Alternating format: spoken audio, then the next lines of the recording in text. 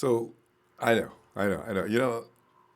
Actually, no matter how much you fight it, you can't. But listen, I really do want to talk. Now, you can talk about whatever you want, but I do want to talk 49ers. Oh! Ah! Got to loosen up your shoulders. Because you and I both know who really won the game. So it doesn't really matter the score and what's going to happen next. It's not our team. It's not the 49ers. So, maybe the Saints got cheated. That's okay. But we know the Rams ain't worth a damn. They got helped. I mean, it's like somebody wrote down there. I was reading this. I was laughing.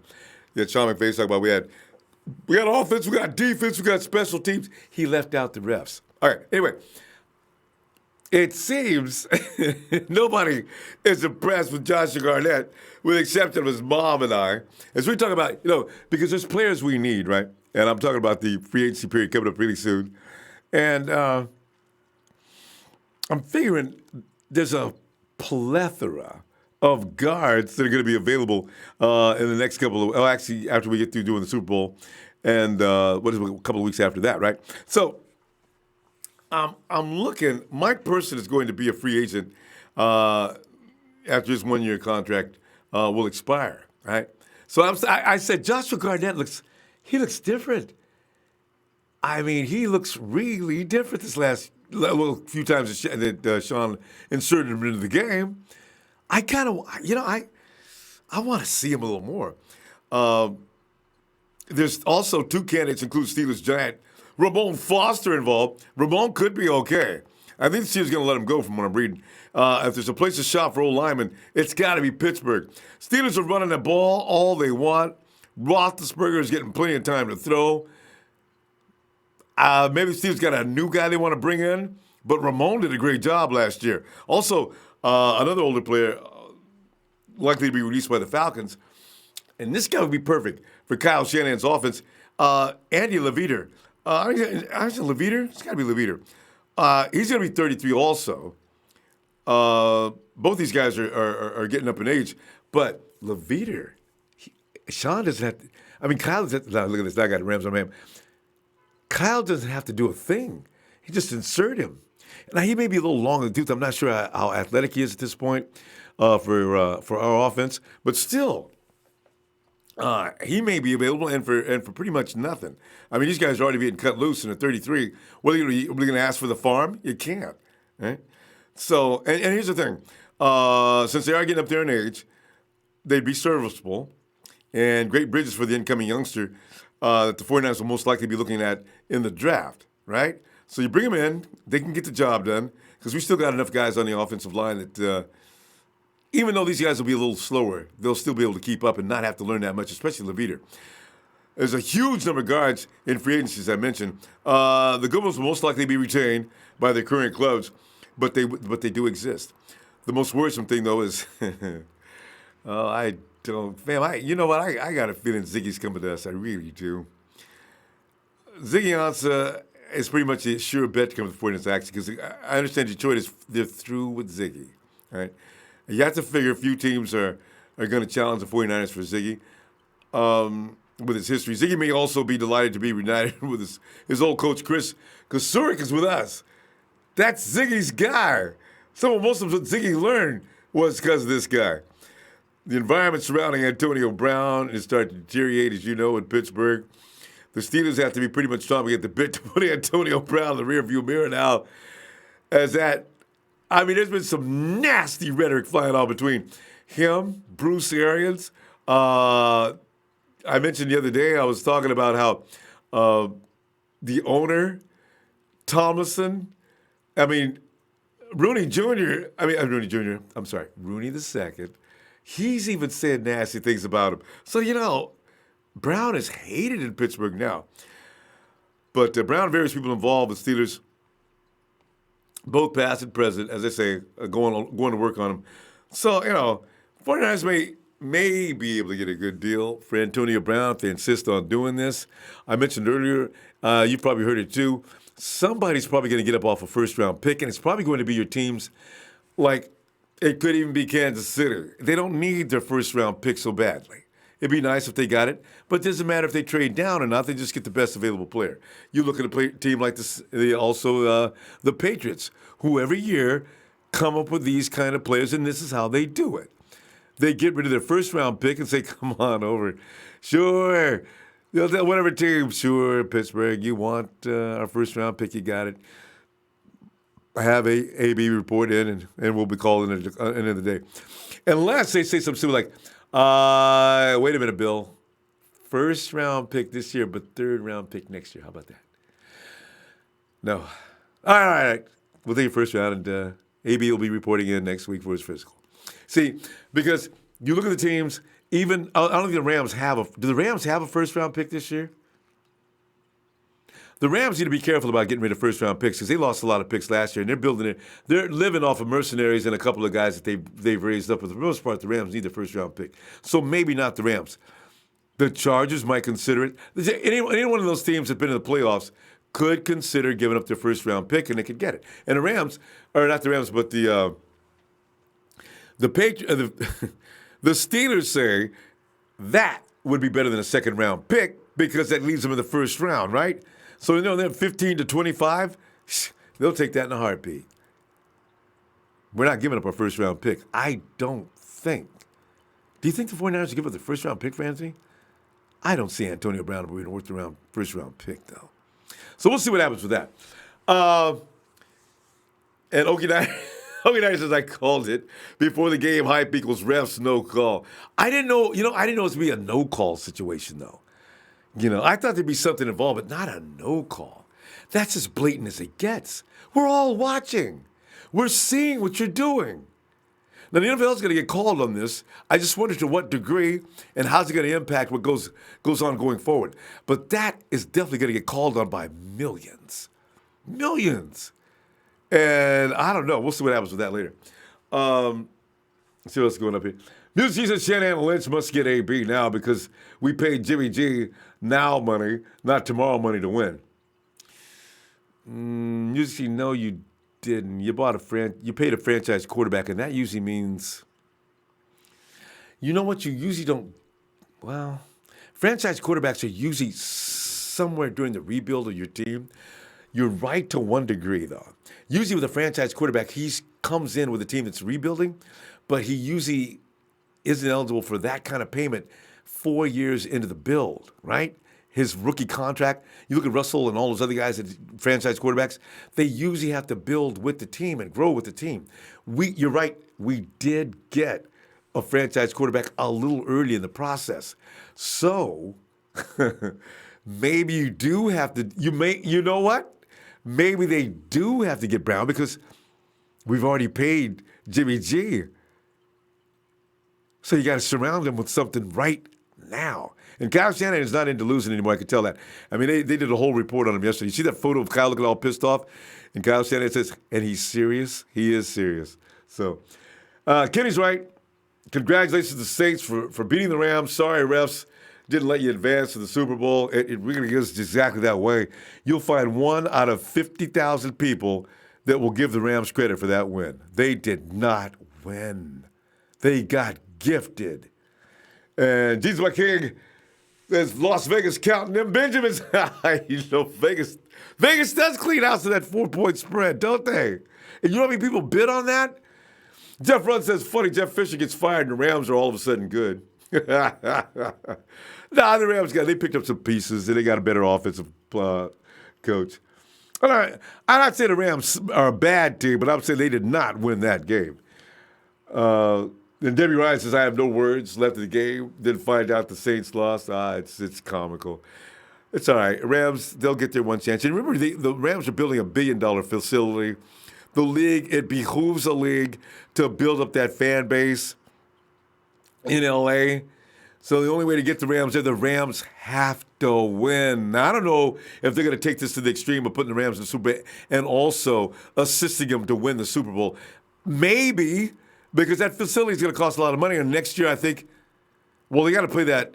Whenever the Rams facility is finished, they got to play the next Super Bowl there. But in the meantime, you got to build up that fan base in L.A. It's a huge market. So you've got to be able to take some of the Dodgers fans and take some of the Lakers fans and put them in that facility to appreciate the phony Rams. Right. And Chris Quad says, I'm convinced the league wanted the Rams to be in Super Bowl to support the new. That's what I just said. Yeah, Chris, you and I are on the same page. Coach says, no, we need Joshua Garnett if he can stay healthy. If Garnett can stay healthy, he looks good. He did it the last few games, or the last game he played. Adrian Neal says there needs to be a new rule where you can challenge flags because the refs officially have zero integrity after that shit show. Agreed. Daniel Laundrie says, yeah, the NFL is rigged, and that was really clear. And Debbie Ryan says Garnett is finally getting his feet under him and ready to show what he's capable of. I tell you, I like Garnett. I hope they don't throw him out. Somebody could get a trade for him, though. Okie Niner says I'd take Ansah, Brown, draft Grady, and Hollywood Brown. You got a lot of players there. And then you just put up with Ansah. But at least give me Jalen Ferguson. Ansah's going down, Okie. That's what I'm talking about. He's going down. And you don't know when he's going down. It could be the first game. Out for 6 weeks. He could be the fourth game, out for the rest of the season. But Ansah's not going to give you the whole season. And then you got that comedy with Eli Harold over there. Oh, thank God I got traded for the 49ers. It's the best thing that ever had to be. You know that fool had 4 sacks after he left us? Eli Harold even said, yeah, I was probably satisfied being mediocre, but when I came here, I got re-inspired to play football again. He needs his ass kicked. He played that way because he was satisfied with his play while he was playing with the 49ers. And then he got mad when we got rid of him. He's got a lot of nerve. Eli Harold, you got a lot of nerve. Ooh. So, hey, it's Mel out in the Garden State feeling what everybody else is feeling. Mel, come on in, man. Ronbo, bang, bang, Niner gang. What's good, my brother? Tell you, fam, it's all good right now, man. I keep trying to tell myself it's none of our business what happens with the Rams. They got blessed. Yep. Good on them. You know what? That's fine. Because Drew Brees did mess up it a couple times. He could have took that game to the next level and got rid of the Rams. So I'm trying to get over that. Yeah. I'm thinking about the 49ers and talk about how I don't want Joshua Garnett traded. But I'm mad as hell, Mel. I ain't lying. I'm trying to fight it, though. But what are you thinking? Yeah, me too.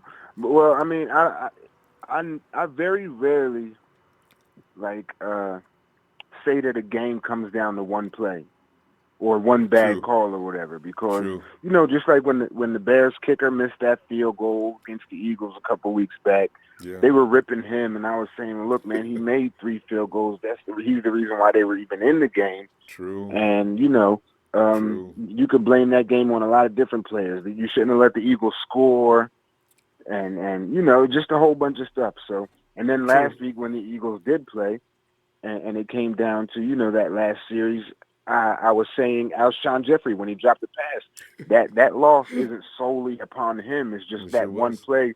Yes, it was at an inopportune time, but there were other factors that led into it. They shouldn't have been in that position, and just all these things. So it's really tough for me to ever say, oh, that one play did it. But that pass interference, man, like that, I haven't seen anything like that, bro. Mm-hmm. I genuinely haven't. It's twice, Mel. It was twice. That's what makes me crazy. They did it earlier in the game, and they did it again. Right.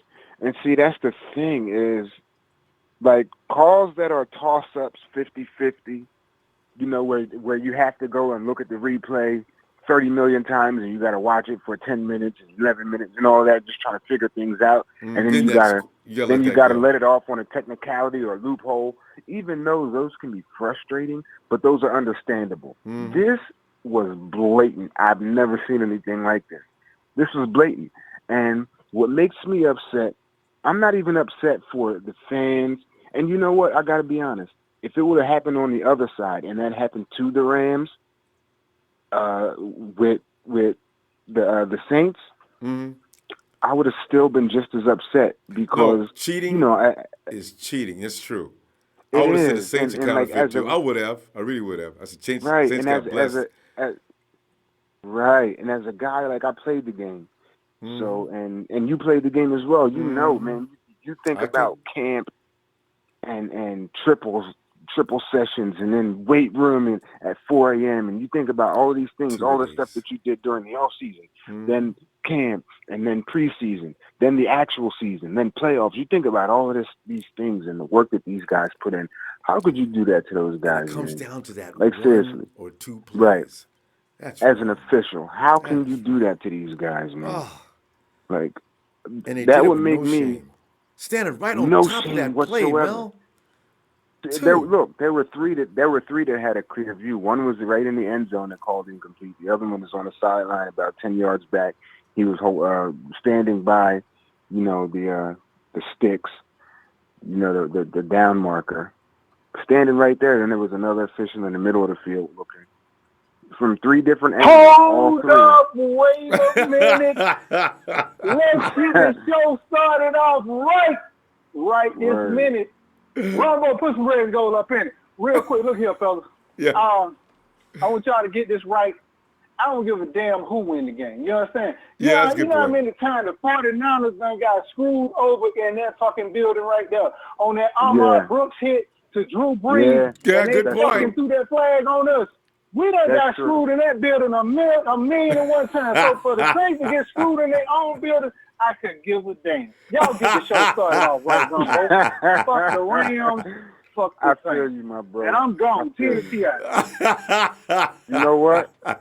You bring up He's got a a good very point. good point, my bro. Yeah, he's got a good point. You bring up because I just got pissed off all over again. Oh, that Ahmad Brooks hit. Yeah. Man, we got that makes choked me out. sad too, because it makes me think about the time when we weren't straight up stinky. Like we were dominant on defense. Our defense it put the fear of God in people. Yep. And we just don't even have that no more.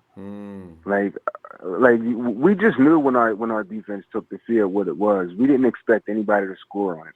For a while, people couldn't even score a rushing touchdown, and it was just very yards? very Nobody little got fear. 100 yards. No, that's a fact. And and our defense could put points on the board. So sometimes when a team's offense is out there, I'd be glad. Like, all right, cool, we got our boys. We may be able to put some points up there. So it's not like that now at all. I hope it gets back. Yeah. A little bit. Man. And Kyle has already made it clear. I'm not going to sit around here and play with mediocrity. Players, coaches, everybody has got to watch out. That's why I know this team is going to go places. Kyle's not into losing. He's not. It just doesn't work with him. So look for anything to happen next. See, people crying about, he won't pay, they won't pay. Oh, I beg to differ. They'll pay. If they get the right pieces, they'll pay. Yep. Can I say a little something that's not related to the NFC Championship or anything? Yeah, of course. I called on the show the other day, but I couldn't wait. I couldn't stay on the line any longer because I had to work and everything. But I just wanted to say, man, I saw the news about Marquise, man, and his wife, and like my heart breaks for them. My heart broke for them.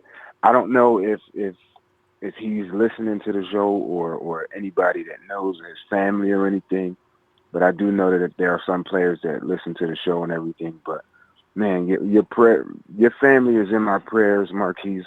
The whole Goodwin family, like your family's definitely in my prayers. And I also wanted to say, I know it's definitely tough to talk about, and I know that there's a grace period where, you just don't want to really talk to, many people about it. You see, they waited a while before they even really made it public. And what really saddened me, too, was the fact that they didn't even want to speak about it after it happened, because when it happened last year, you remember Marquise went and played in the game 9 hours later. But this year, they didn't even tell people that they were pregnant, and they were expecting twins and everything, and they lost it. So prayers out.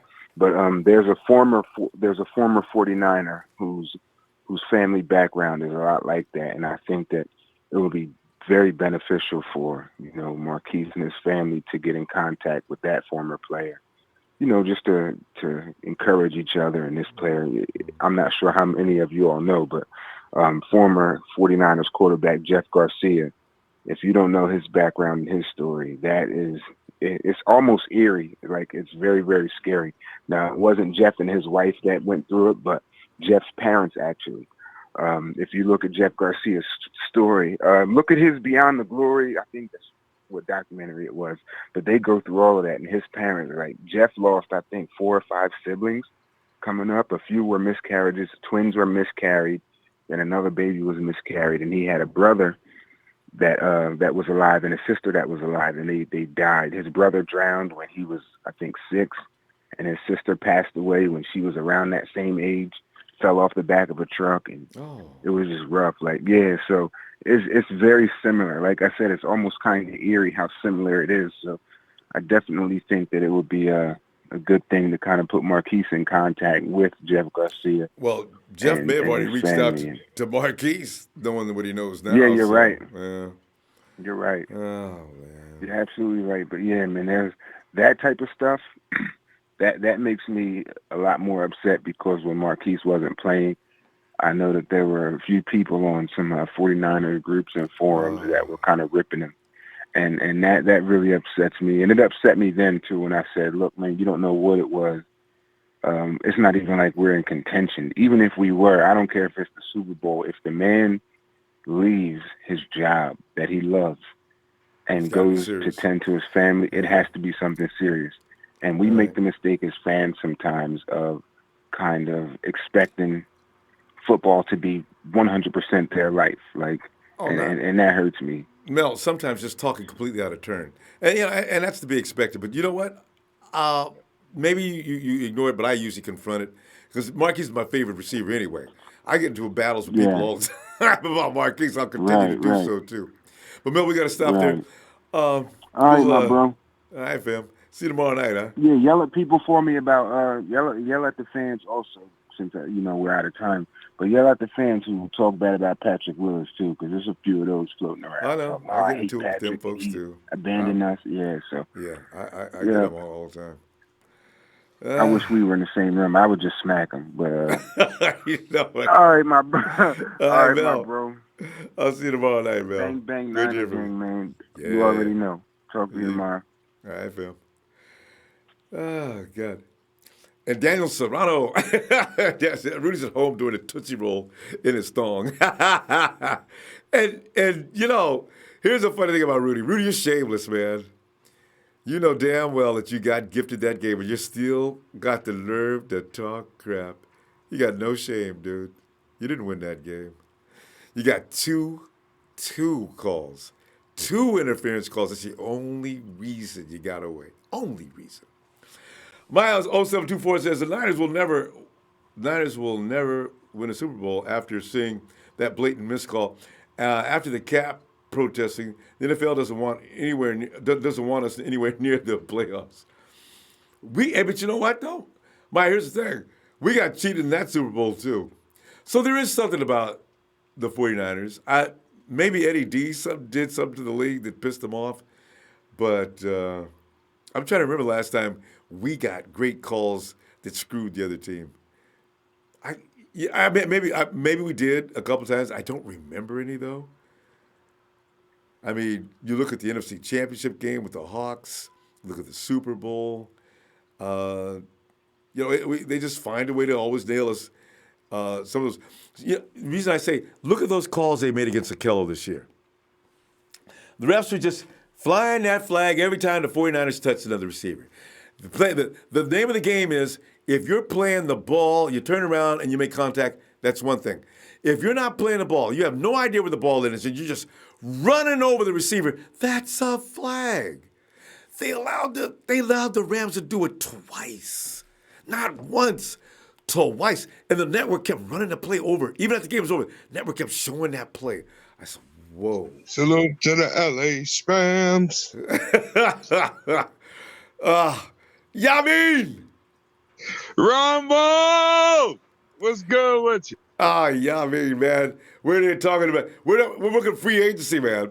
And we're looking at the guards. We may have to trade. We have to do something for Mike Persis to replace him.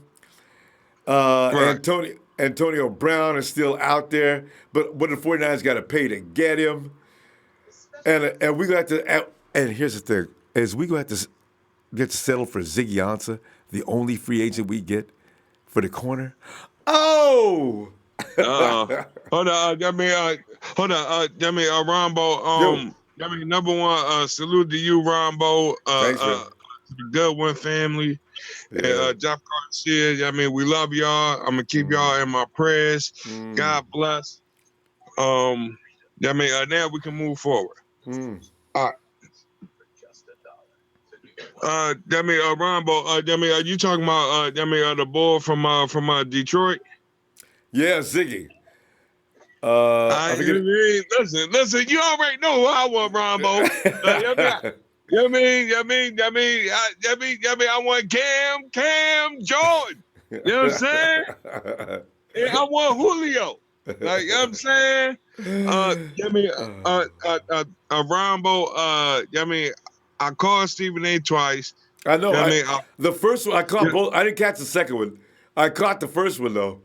I fucked up, Rombo. Like, you know what I'm saying? Because, I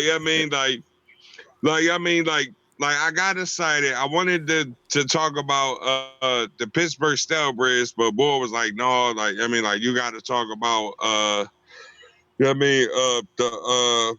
Eagles and the Bears, and in that time and moment, I fucked up. Like, you know what I'm saying? But because Stephen A hung up on you the first time. Yeah. I missed the second one. I haven't seen that, heard that one yet. Because everybody saves your conversation so everybody can see it later. I know. It's Stephen A. Smith. Rombo, I'm not giving up, Rombo. I love it because, the first time I fucked up, and then the second time, we're arguing over Antonio Julio. So I said, I'd rather have Julio than the Antonio Bryant. Well, yeah. And some way, somehow, my fucking phone cut off. So I said, damn, Rambo, I should have listened to God. Because God told me that, I wasn't ready. I should have did my homework more. So, you know what I'm saying? That's me. You know what I'm saying? But Rambo, Rambo, I'm still going to chop at Stephen A. neck. You know what I'm saying? And you should. You know what I mean? Everybody really should. But every time anybody get a break, go chop on Stephen A.'s neck, because Stephen A. is way out of pocket all the time. Right. Because Rombo, my baby sister, she a Pittsburgh fan. Her mom, my aunt, my uncle. So they act like they the Boston Celtics of the fucking NFL. You know what I'm saying? And they only got one more Super Bowl ring than us. You know what I'm saying? I know. And it should be tied up. Yeah, went for that last Super Bowl. And they act like these motherfucking Larry Bird, Magic Johnson, Michael Jordan, and shit. You know what I'm saying? And that conversation between the Steelers, Art Rooney Jr. and Thomason, all of them over there, they're talking about AB like he's got a tail. It's funny. Even Bruce Arians took a piece out of AB. I said, what? Bruce, this ain't none of your business. What are you doing? I did it all working him. Rombo, I'm gonna say this. I know Jay Rice talked to Antonio Brown. Antonio Brown got that Jay Rice in his DNA. I just think that because I did my research on when we won the Super Bowl in 1994, right? And Steve Young and Jay Rice never gave Deion Sanders credit. You see what I'm saying? If it wasn't for Deion Sanders, Michael Irvin would have been cooking the shit out of us. You know what I'm saying? Well, yeah, but that's only one Super Bowl, though. You know.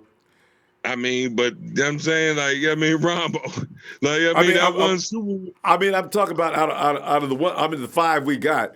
You know, right, but Deion, right. But Deion's running around mean mouthing us now. Deion told AB, man, you 49ers ain't gonna win no Super Bowl no time soon. If you want to go to a team that's ready to go win a Super Bowl, go to Jacksonville or Dallas. I said, what? Nah. Dallas?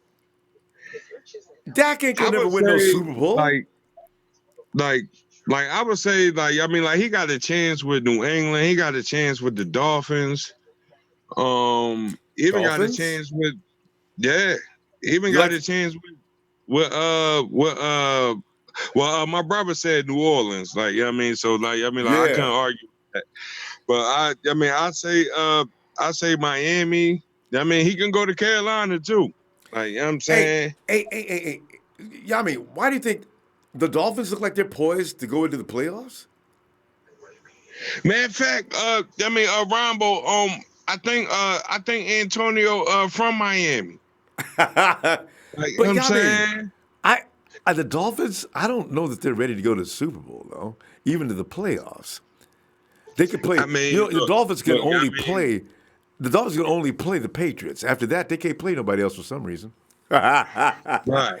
right, for sure. Cause Rombo, I mean, my real dad, I mean, like, he in heaven, but like, I mean, like, he was a Dolphins fan, and like, I mean, like, we Oh. used to always go through it, like, and like, like, he'd be like, well, BJ, like, you know what I'm saying, like, I mean, like, Joe Montana corny, Dan Marino better than Joe Montana. I'm like, nah, like, you know what I'm saying, like, I put Dan Marino second. I give him second or third. Like, Yeah, you know what I'm saying?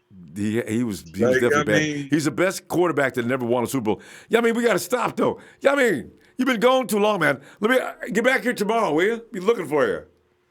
all right, I mean, salute to the Niner Empire. I love y'all. 2019. And I mean, in 2020, we're gonna win the Super Bowl. Like, you know what I'm As saying? Like, I mean, as them long LA as the refs Spirits. don't get in the way. Yeah. God. I mean, salute to Andy Reid. Now, I mean, the Chiefs gonna win the Super Bowl, and next year the Niners, we're gonna win the Super Bowl and beat Oakland in the Super Bowl. I'm You out. think Oakland? I mean, I it mean, would be nice because though. I mean, Ramo, we gotta tell Oakland, you not like me, because they got Mike Mayock. We gotta hit the 50 Cent on the 50 Cent joint. You not like me. All Yeah, I mean, I see them all, fam. All right. right, Ramo, I love y'all. I'm out. Let me back, fam. All right. And all right. And Dustin Murray says, do you think the Niners will resign Jimmy Ward? I actually, that's such a hard question to answer. Will they resign him or ignore him? Because ignoring him, of course, means they're just going to let him go do his thing. Or will they resign him for less? They could get Jimmy for less now if he wanted to stay with the 49ers. Or tell him to go ahead and shop around. And when you come back, we got a $5 million deal waiting for you, which would be, I don't know. I just don't know about that. That's a great question. Somebody else can handle that tonight. I'll ask. And John Delvin says, John Lynch better spin big time because I'm sick of these bringing Earl Thomas, bringing Antonio Brown. We need ballers in these football teams to compete. Oh, man. I don't know who they'd be bringing in. Both those guys are like into the last couple of years. I mean, you bring guys in their twilight years. Is that a good idea? I don't know. What they're going to do. I can't imagine what the plan is. What you do is you bring those kind of guys in and you draft other kids and use these guys for a couple of years for a bridge, I guess. I don't know. Coach says, don't want Foster, no to Ziggy, don't want AB and his sideline drama. Let me have Frank Clark. That'd be a good pickup. Frank Clark's not that old. This is first. Yeah, that would be. But I understand Pete Carroll is running like 24-hour campaigns to keep him. So I don't know. Devin McCourty, I agree with that. Trey Flowers. And then draft an inside linebacker like Devin White or Mac Wilson. Yeah, I don't know. Because you see, the 49ers aren't that bad of a team. This is why, without any of these people, so you don't have to go and pay. I don't see where Antonio would be. I don't know that he'd take us over the hump any more than anybody else we have. I don't know. Maybe. It's hard. Adrian Gutierrez says we need to step up our roster. The Rams are the new gold standard of the West. Adrian, I don't know. The guys they have, Ndamukong Suh came to play today. I give him credit for that. Aaron Donald is a product that they drafted. Talib is old. Next year he's not going to be as effective as he is. Marcus Peters is a joke. I don't need, he needs a certain kind of team. With Andy Reid, he was good. But I don't know about going out and spending billions of dollars on these guys. I'm kind of with the 49ers now. Intelligently spend the money and get the guys they're going to grow with the team. Getting these guys for a 2-year window. If the Rams don't win the Super Bowl, but the way the refs are going, they might. But, we'll see. But I'm not for spending cleaning out the pot on free agents. I understand the 49ers on that. William Roberts says 49ers for life. Cigar Seal says, yeah, it's up. Pedro Casina said, but we also got screwed against the Rams last year in that ghost call by Trent. I know. I do really think there's a conspiracy to get the Rams, build their fan base so they can fill up that place. They can't have the Rams losing like they should because they won't fill up that place because LA fans are already complacent toward the Rams now. So they lose all the time. It's bad. And Coach goes on to say, look for Ward, Armstead, Garcon, Selleck, Smith to all be gone next preseason. Yeah, especially the 49ers, because the 49ers are going to be looking to make deals. So, yeah. Hey, Will, come on in, Will. Ronbo, what's up, man? Will, man, I'm telling you, free agency's up, and AB is still in the mix. And the Rams have made every damn body, man. No, not the Rams. The Rams did their job. The refs didn't do their job. Nobody knew it was going to be defense, offense, special teams, and the 49ers, the Rams get the refs also. Oh, my God. So, that's where we're at tonight. What do you think? First off, I'm upset, man. The Saints, them that got robbed. I don't care. What I heard earlier, I don't care nothing about how the 49 got robbed in the dome. They ain't got nothing. That's the past. We ain't got nothing to do with that no more. I'm talking about right now. The Saints got robbed, man. That dude hit that dude. It was a PI. It was a PI and a helmet to helmet, and none of those was called. Helmet to helmet was twice. PI was clearly twice. Yeah. True. Yeah, and I'm tired of that's messed up. Everybody's in all the commentators and the outside media talking about these games where you say let the players play, let the players play. No. Now you see what happened. Yeah. Right now you see what happened. Now you see what happens when you want stuff like that. I am a diehard Rams hater. Like I hate the Rams like with all my heart and soul, and I don't like the fact that Sean McVay is trying to treat the franchise like it's the NBA trying to get superstars and trading away draft picks to get these superstars to cheat their way to the Super Bowl. I believe they cheating their way to the Super Bowl by getting all these players. Some of these Pro Bowl players should have been on different teams playing, but Sean McVay want to go ahead and spend all these draft picks to get all these Pro Bowl players to be on this team to try to win now, knowing that he can't keep all of them after the season over with. What's the point? He acting like the Rams got 5 Super Bowls. They only got 1 Super Bowl. That's it. And they didn't get that. He's trying to right. You see what I'm saying? So that really makes me upset. Saints should have been in the Super Bowl. They got cheated real bad. That's the most proven rigged play in NFL history. Right. All the other rigged plays. Everybody can see it. They're going to catch shit about that, though. They are going to catch a lot of flack about that for weeks, months. That could go on for a long time. Nothing's been more clear than that. Those refs need to be fired. They need to lose their job because of that. So, well, I just hope they're not. So, you know what? What I worry about, Will, is if this trend of helping the Rams out goes on, how long? Because next year we play the Rams straight up. I don't want this. I do not want. Everybody in the league needs to be worried about this. If the Rams are on your schedule, they pack the refs with them. That's not right. That is not right. Well, I tell you one thing. I tell you this. After what I've seen from Dante Fowler, John Lynch better get his ass on that phone and get that man to San Fran, sign, seal, and deliver. Because that man is a playmaker, man. He needs to get that man from over there, and he needs to come with us. He needs to sign that man to a 3-year, 4-year deal.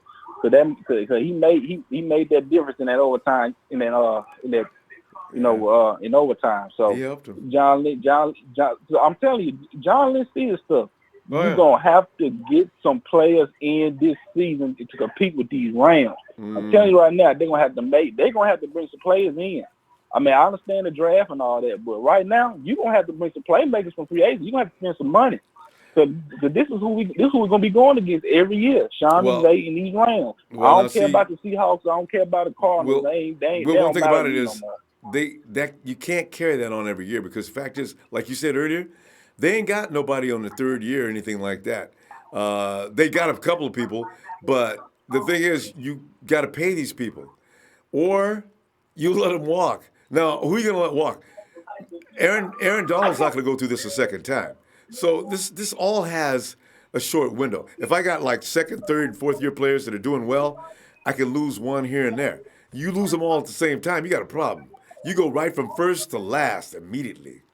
So, and golf Yeah, ain't all that. but no, he ain't. He really ain't. And I mean, and to be honest with you, Rams gonna lose the Super Bowl. It can be the Chiefs or the Patriots. They either team, they too much for the Rams. So I don't expect the Rams to go all the way. I expect them to lose the Super Bowl, especially if Tom Brady gonna be in there. I mean, it looks like Tom Brady gonna have the Patriots bringing in their sixth title. So I hate what do to you got say for a it, but score? When the Super Bowl or Right tonight, now, man. tonight's game. No, I mean right tonight's game. I believe the Patriots gonna win 30 to 20, or probably 35 to 20. What's the score right now? Kansas City gonna go. Oh, what's the score right now? Oh, it's 7-0 right now. Kansas City losing. See, I told people don't know when it comes to the Patriots, they prepare for this kind of game. Belichick's got them boys ready to deal with Tyreek Hill, Travis Kelce, and everybody else. The Patriot defense giving Mahomes hell right now. He can't do shit out there. I knew it. Anyway, he'll learn. But yeah, man, I'm about to get off, man. But I just want to say, man, Saints got fucked over, man. And me being a Niners fan, I know we not in the playoffs, but just seeing the Saints go through what they went through, man, with a good season, then get cheated by them stupid ass refs like that don't make no sense, man. And I'm real mad right now because the Rams are going to the Super Bowl. Fuck the Rams and fuck Rudy. There you go. I will. I'll see you tomorrow, all right? All right, man. All right, Phil. Yeah. As a matter of fact, every fan base in the league should be the same. And I understand we got robbed in that dome too before. I feel Trez on that. But I don't like the Rams. So it's like Will says, we already got ours. That's over. We done beat them up since then. But if the Rams can get special treatment from the refs, what does that say about the rest of our chances? They ain't gonna just stop cheating just because of this game. I'm not sure what's going on with the refs and the Rams, but something's very strange. DeMille says, what Niners fans would have something bad to say about Patrick Willis? DeMille, there's people running around saying Willis abandoned the team. That's the one I see the most of the time. He could have came back one more year. The worst one seems to be Willis abandoned the 49ers. That's the one I run into most. I'm not sure of anything else being said, but I do know about that one. And I argue with the dude. I said, dude, have you ever hurt your toe before? Have you ever played ball? Do you know what turf toe is? Do you know this is not the kind of game you can play without your feet. If you're uncomfortable, you ain't going to be able to play, and not at Willis's position. I don't care about all that. All I know is he left us. Okay, well, you know what? This conversation's over, and you really need to read the manual on how the game works. So, hey, Coach says, I talked to Jeff Garcia about applying for the quarterback coaching position with the 49ers on Twitter. He liked it and retweeted my comments. There you go, Jeff. All right, Coach. Rich Wright says they let Brady throw a pick in the end zone on Championship Sunday. He will throw the game winner at the end. Yeah, maybe try to keep it right with the Patriots. The coach also goes on to say that's why Brady can't be the GOAT. He throws too many INTs in big games. Joe Montana never did. That's right, but Joe is the GOAT, and Jerry is his second, and nobody can touch him. I agree with that. And this is the other thing. I'm talking about the purity of skills. Joe's still the most polished. Tom is good. I'm not saying he ain't. But between the two, I got to give Joe the nod. Chris says Matt Paradis and ranked center in football is a free agent, and we can move Richburg to guard. Huh. Is that right? If he's available, he is a free agent. That'd be interesting. I wonder, can Richburg play guard? Richburg seems to be the kind of guy, if you move him around, he's going to, I don't know. Wayne Rob says if we need a big receiver, draft Whiteside or DK Metcalf somewhere in the draft. Yeah. There's also Tyrell Williams that is available, and also Dante Moncrief. I think the 49ers are really considering that. These guys are already pretty much proven themselves in the NFL, and both of them guys are long, tall, and freak speed. 4.2. That's what gets Kyle. That's what gets Kyle worked up. You can't be just big. You've got to have some abilities, because Kyle likes guys who can run route and do things like that. If you're just big and we're going to be throwing 50-50 balls, that doesn't work for Kyle. He's got to have you got to be a freak. So speed, if you're going to be big, will get you Kyle's attention. Big Show says, can we get Trent Brown back, please? Oh, God. Show, didn't you want, I thought you wanted to trade Trent. Wasn't that you? Show, I got to look back into that show. I think you wanted Trent gone, didn't you? Did we argue about that? Mark, come on in, Mark. I'm with the man, myth, the 49 fan legend, Ronbo Sports. Hit that like. Ronbo, Hey, how you doing? Oh, I'm doing all right, man. It's just a bad taste in my mouth. But I did not appreciate that game. But you know what? As I keep trying to tell myself, this is none of our business. We just watch the game and whatever happens.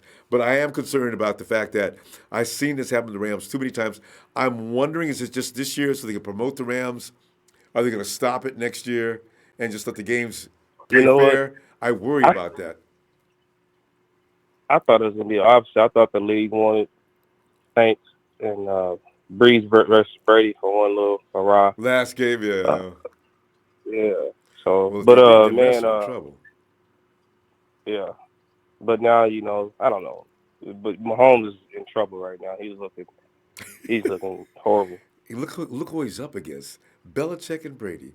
Boy, and look what Belichick and Brady did but he just had his running back coming out the backfield wide open and just overthrew him. Like, he's nervous. He's not there right now. He's out of sync. Well, score is close, so he still has a chance.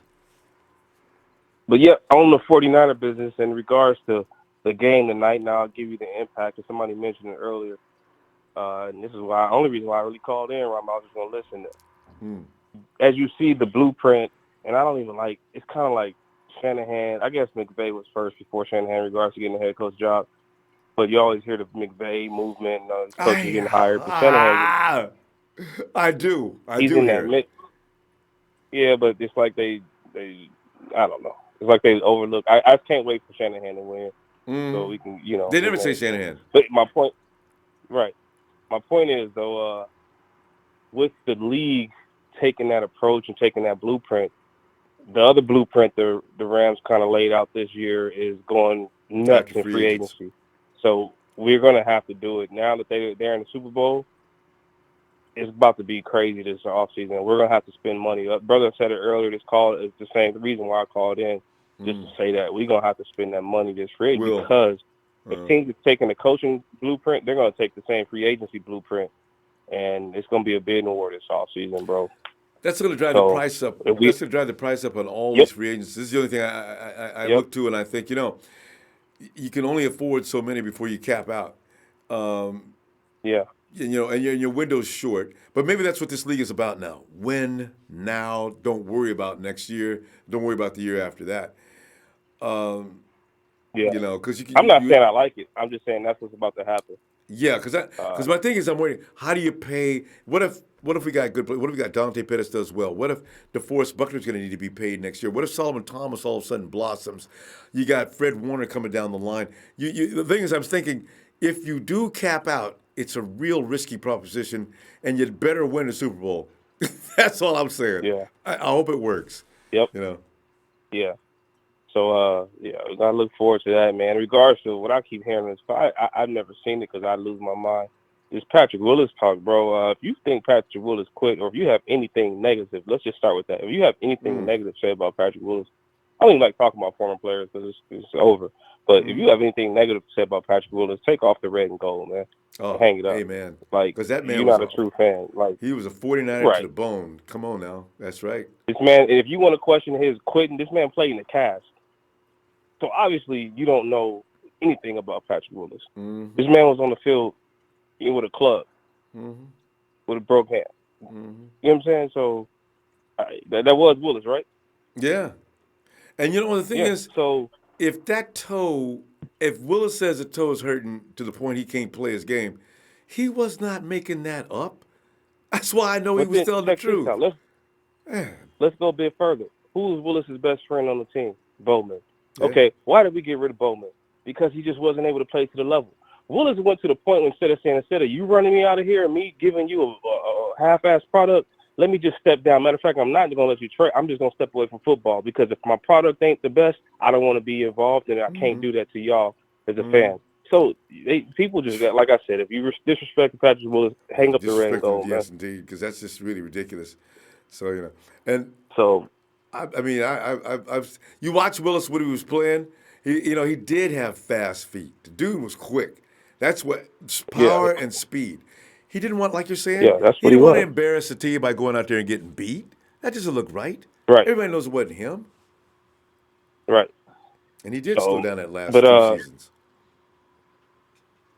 Another question, real quick, Ronbo. Are you excited about these coaching hires? I've kind of caught the shows in between. Yeah. I didn't get a chance to the hear guys they got now are experienced. I like them a lot. Yeah. Kasurik, Woods, that's good. Yeah, these guys have seen it all.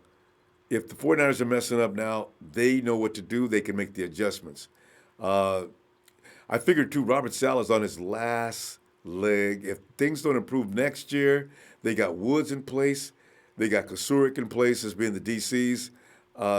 It's all you can see the brilliance behind what they're trying to do. They're bringing in experienced coaches. Yeah. And what if? Because McVay, if he would have messed up with LA, then of course they make Wade Phillips a coach. Right. I mean, so it's what you do, I guess. President TNT, they want Salah out of here. So, I mean, they didn't get that, but what they did get is Salah, hang yourself. We're gonna get you some new people. We're gonna get you. So check this out. If you don't get it done, you next. It's process by elimination. They kind of ensured that he will because these two guys he's got. Kasurik is good, really good. Of course, defensive line coach goes, and he's still got Chris Kiffin to help him out. I think they did. I think they should have kept Chris. And then you got Joe Woods. When's the last time you see the Broncos have a suck secondary? Been a long time, ain't it? Yeah. See, so we got people in place. So, but yeah, that's all I have tonight, Ronbo. I'm about to sit here and watch this AFC championship game, but we'll see what happens, man. All right, fam. When you gonna be on again, Ronbo? Tomorrow night, Monday Night Raw is back. Okay. All right, fam. Okay, cool. Appreciate you, Mark. Talk to you later. See you, man. All right. And Maya 0724, he says we have a new holiday. We have a new holiday, Niner Empire. July 1st will be Ronbo Appreciation Day. Niner Empire will call in and tell how they found out about Ronbo and why we. Oh my, that's too nice, man. And thanks for the contribution, by the way, too. T-Money Sacktown says if Pats win the Super Bowl, Kyle and John better sign AB and OBJ. If you can get them, A lot of times we forget you can't get everybody you want. I really do believe the 49ers went all out to get Khalil Mack, but we were dealing with a bunch of assholes. I mean, when you think about the 49ers on the phone, and John Lynch doesn't realize what the animosity, the real disrespect between Oakland and San Francisco as far as that goes.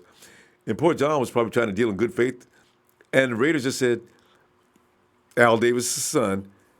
And maybe they even made a deal. Al Davis' son probably stepped in. What? No, we're not sending Khalil to friggin' San Francisco. Why? Because. I can just see it now, you know? And they send him to Chicago. Guarantee you something like that happened, you know? Because Gruden doesn't hate on the 49ers, but Davis, you know he does. He says, can't wait to see Josh Allen and Buckner. Then Thomas can start playing the league. I wonder if that would make a difference. I wonder if that might push him. Solomon Thomas may be a sleeper. It's hard to tell. Anthony Baker says all these people like Sanders, hating on B to Niners, they don't want us to win any more Super Bowls.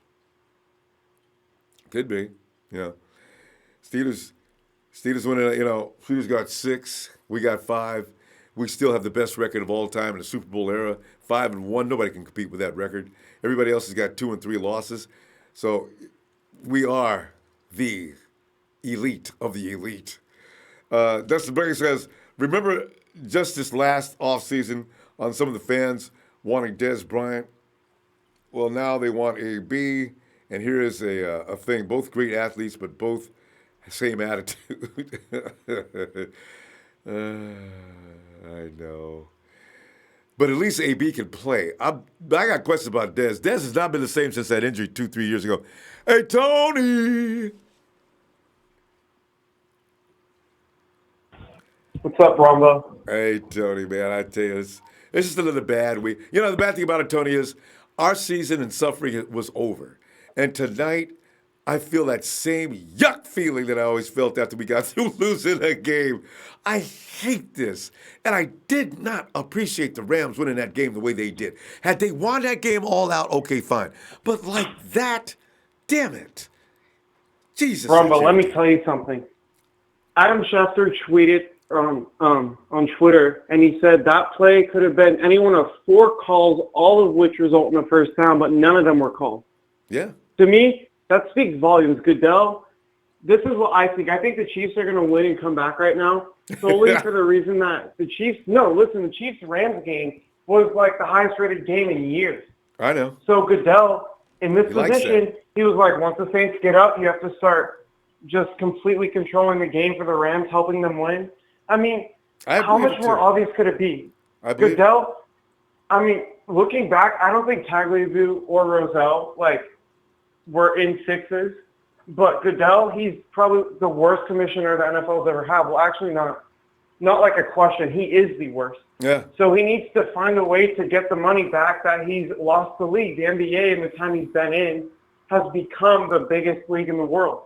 Mm-hmm. So, quite frankly, I think he's trying to get the Chiefs and Rams so he can have a great game. Mm-hmm. But the Saints should have won that game, because if they get that, it's first down, they run the ball 3 times, it'll be like 30 seconds left if the Rams use their last timeout and they kick a field goal. So the Rams keep a timeout and they have just under 2 minutes.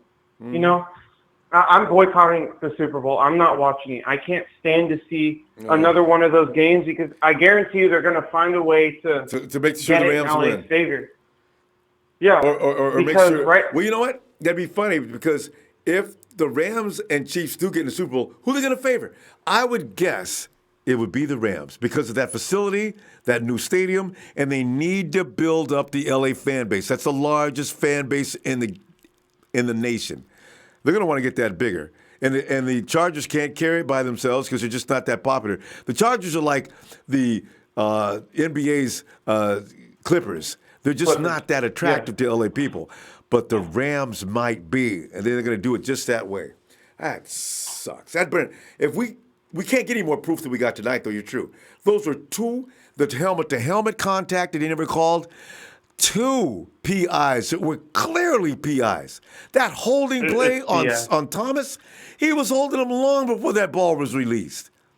No, and then Johnson, he pushes off on the pick. The NFL calls that almost every single time, but coincidentally, exactly. The one time it does happen for the Rams, they let it go. It's absolute bullshit. I can't watch the Super Bowl, because I know somehow, some way, they're going to try and rep the Rams, because they have a lot of money going out right now for that stadium. Well, the NFL knows that they're done in 2 years, because Goff gets his big contract. They won't have enough money to pay everyone. Because if you look at their team, they have some household names. Not household names, but some homegrown guys. But most of them are not homegrown. A lot of the great players they have are going to leave in a year or two, and then after 2 years, Goff is going to want that big deal, and they're going to have to pay him.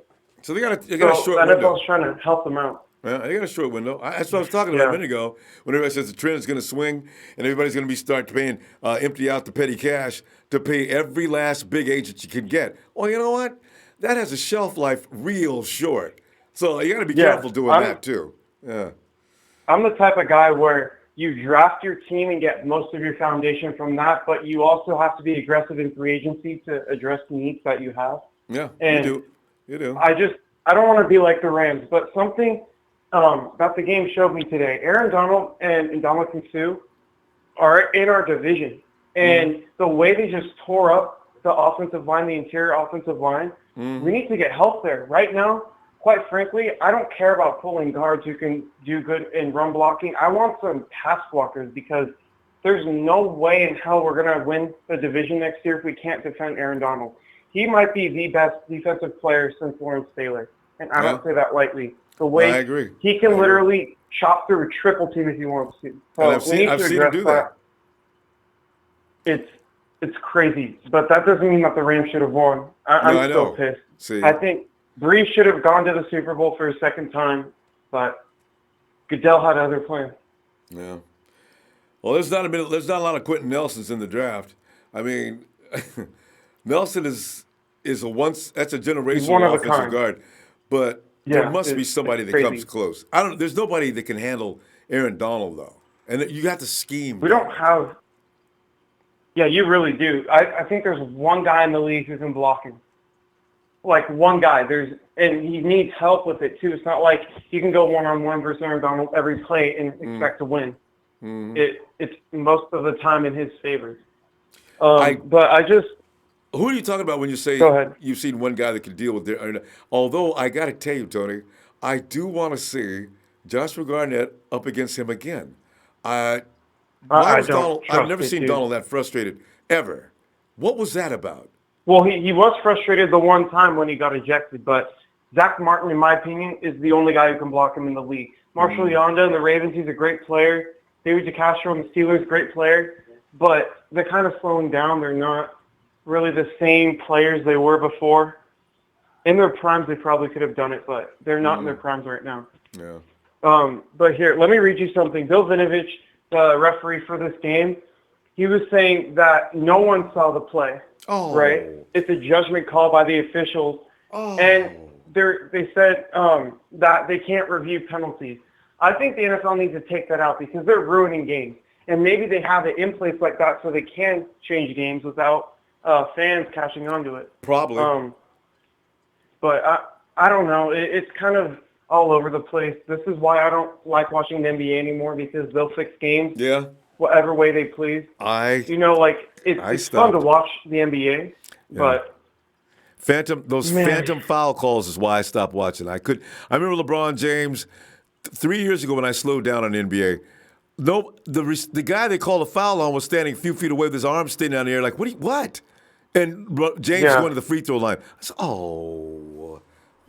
It's all backwards. They help their best players. They help the best teams. Always. Because the that's what gets them money and ratings. And maybe the NFL is adopting that same kind of strategy. Yeah, Tony, I bet you, you know what? They are. I bet this is all true. It's all true. Anyway, Tony, good stuff. We got to go, though. Hold on. Go ahead. All right, one more thing. I was watching a video, and the Seahawks and Niners championship game, there were probably a dozen instances where the refs, threw the game completely. And it's been going on for a while. That's all I'm going to say. And only when Goodell has been in power, not when the other commissioners have been there. But I'll leave you be. I'll see you tomorrow night, I guess. All right. Yeah, I'll be back tomorrow night. We'll see what develops. There's going to be more on this subject, which is going to be funny. But, yeah, we'll talk to you tomorrow, Tony. Okay. Have a good night. All right. See you. You too. Mark Lasalento puts it all in perspective. The whole world is rigged. Better learn that, fam. Yeah, it's so funny because sometimes you ever have these thoughts. Every now and then, I have this feeling the existence of us, period, is something, some entity, some being is dreaming all of this, but we're within this dream and we actually realize that we're in it. This is only something that's going on for a split second, but the time goes on and on. Okie Niner. Oh, yeah, right? Money. Money! It's all the time, man. That's all it's all about. Vegas cleaned house tonight, didn't they? Woo! They sure do. Man, they cleaned house. What it do, Rombo? What it do, Rombo? I don't know, fam. It's just, if you're a football purist, you're gonna like Tony. He's boycotting the Super Bowl. There's gonna be a lot of football purists. That's going to bring fairness back to the game because when people stop watching because they already know the league is behind certain teams, that's when the NFL is going to lose people. If they think people didn't take note of this tonight, they got a surprise coming. Well, talk about conspiracies and fixing games. Well, we need to fix the game for ourselves. I know, right? I'd love to see that. There's so many intangibles. Now, I said that all wrong. Intangibles. Yes. Between free agency and the draft. I mean, intangibles like picking up Mike Upati again, maybe even, or getting Ronald Blair or Steve Nelson, the cornerback from the Chiefs. I mean, there's just so many players we could add, but all I'm saying is we got to make a big splash. It ain't got to be no high-price people, but just a big splash. But I do trust the 49ers as far as Kyle and John go because they've got a lot of people behind them know what they're doing as well. They got Adam Peters. These guys know how to build a team. But what I'm noticing though, the 49ers are going to pick out players that fit what they're doing. Now a lot of people want us to get players in here that have not a clue as to what the 49ers are doing. It won't fit. So that's why Kyle knows what he wants, and I think we probably should trust him. He's done this for a long time now. So if he tells you, I don't want that guy, there's probably good reason for it.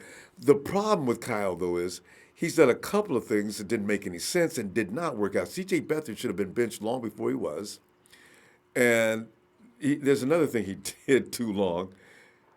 And, yeah, every now and then Kyle gets, I love Joe Williams, I really do. But I don't know that the 49ers – last year, I think we cut a couple of players that we probably should have kept. It's just really, for the most part, I do trust him, though. So when they say they went after Khalil Mack, I believed it, but a lot of people didn't. I said, ain't no point in lying about that. I said, 49ers are not here to make everybody satisfied or public opinion in their favor. They went after Khalil Mack. They told you they did. I don't know why they'd lie about that, but some people don't believe it. They think we're getting lip service just to appease the fans. I said, lip service for what?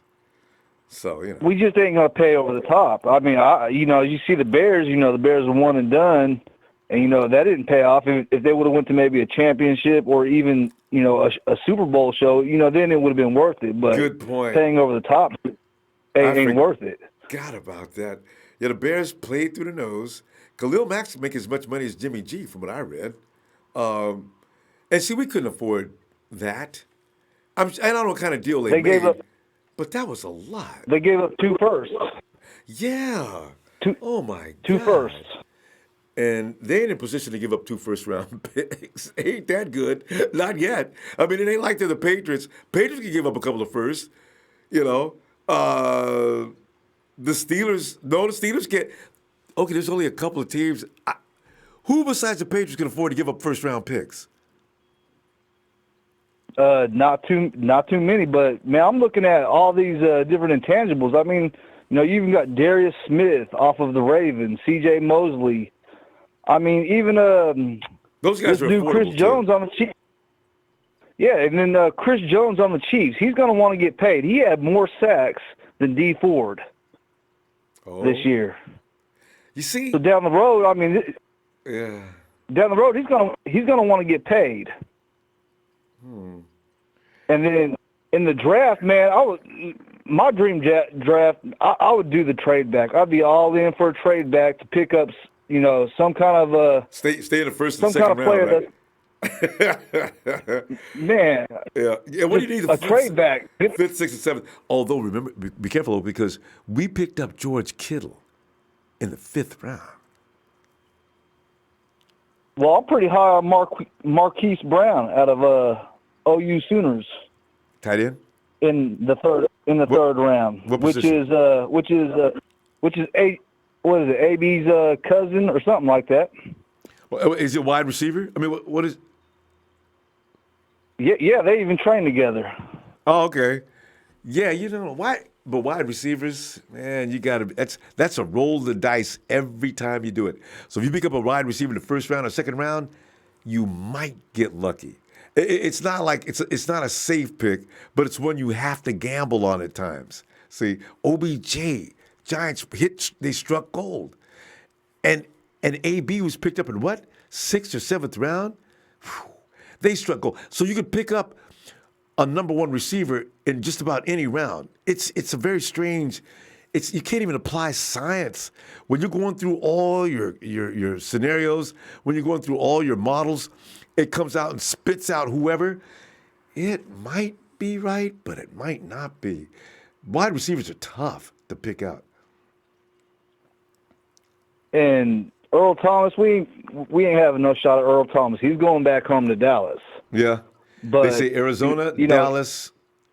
There's one other team involved that Earl Thomas is most likely going to land on. We ain't involved as far as the projections go, but it's Arizona, Dallas. I forget the other team. There's one other. Yeah, but I don't know why we're not mentioned. I didn't look. Once I knew he showed up in Dallas's locker room, then that's where his heart is. I already saw that.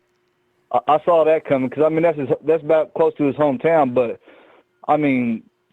Fixing our pass rush, I mean, there's just so many people we can get from Ansa to Ford to Clowney, even Sue. I mean, the Rams are going to have to make decisions because the Rams are going to have, regardless of how much even more money that they have or don't have, they're going to have to pay a lot of people. Yeah. They're bragging about $100 million, but they're going to spend that quick. That ain't going nowhere. But anyway. Hey, okay, man, I'll tell you what, appreciate you, family. Let's get together tomorrow night, okay? I will definitely be on here, man, and right. You take it easy, man. You too, okay. Talk to you later, fam. Yeah. All right. And I'm reading up here. Robert! I don't... Robert!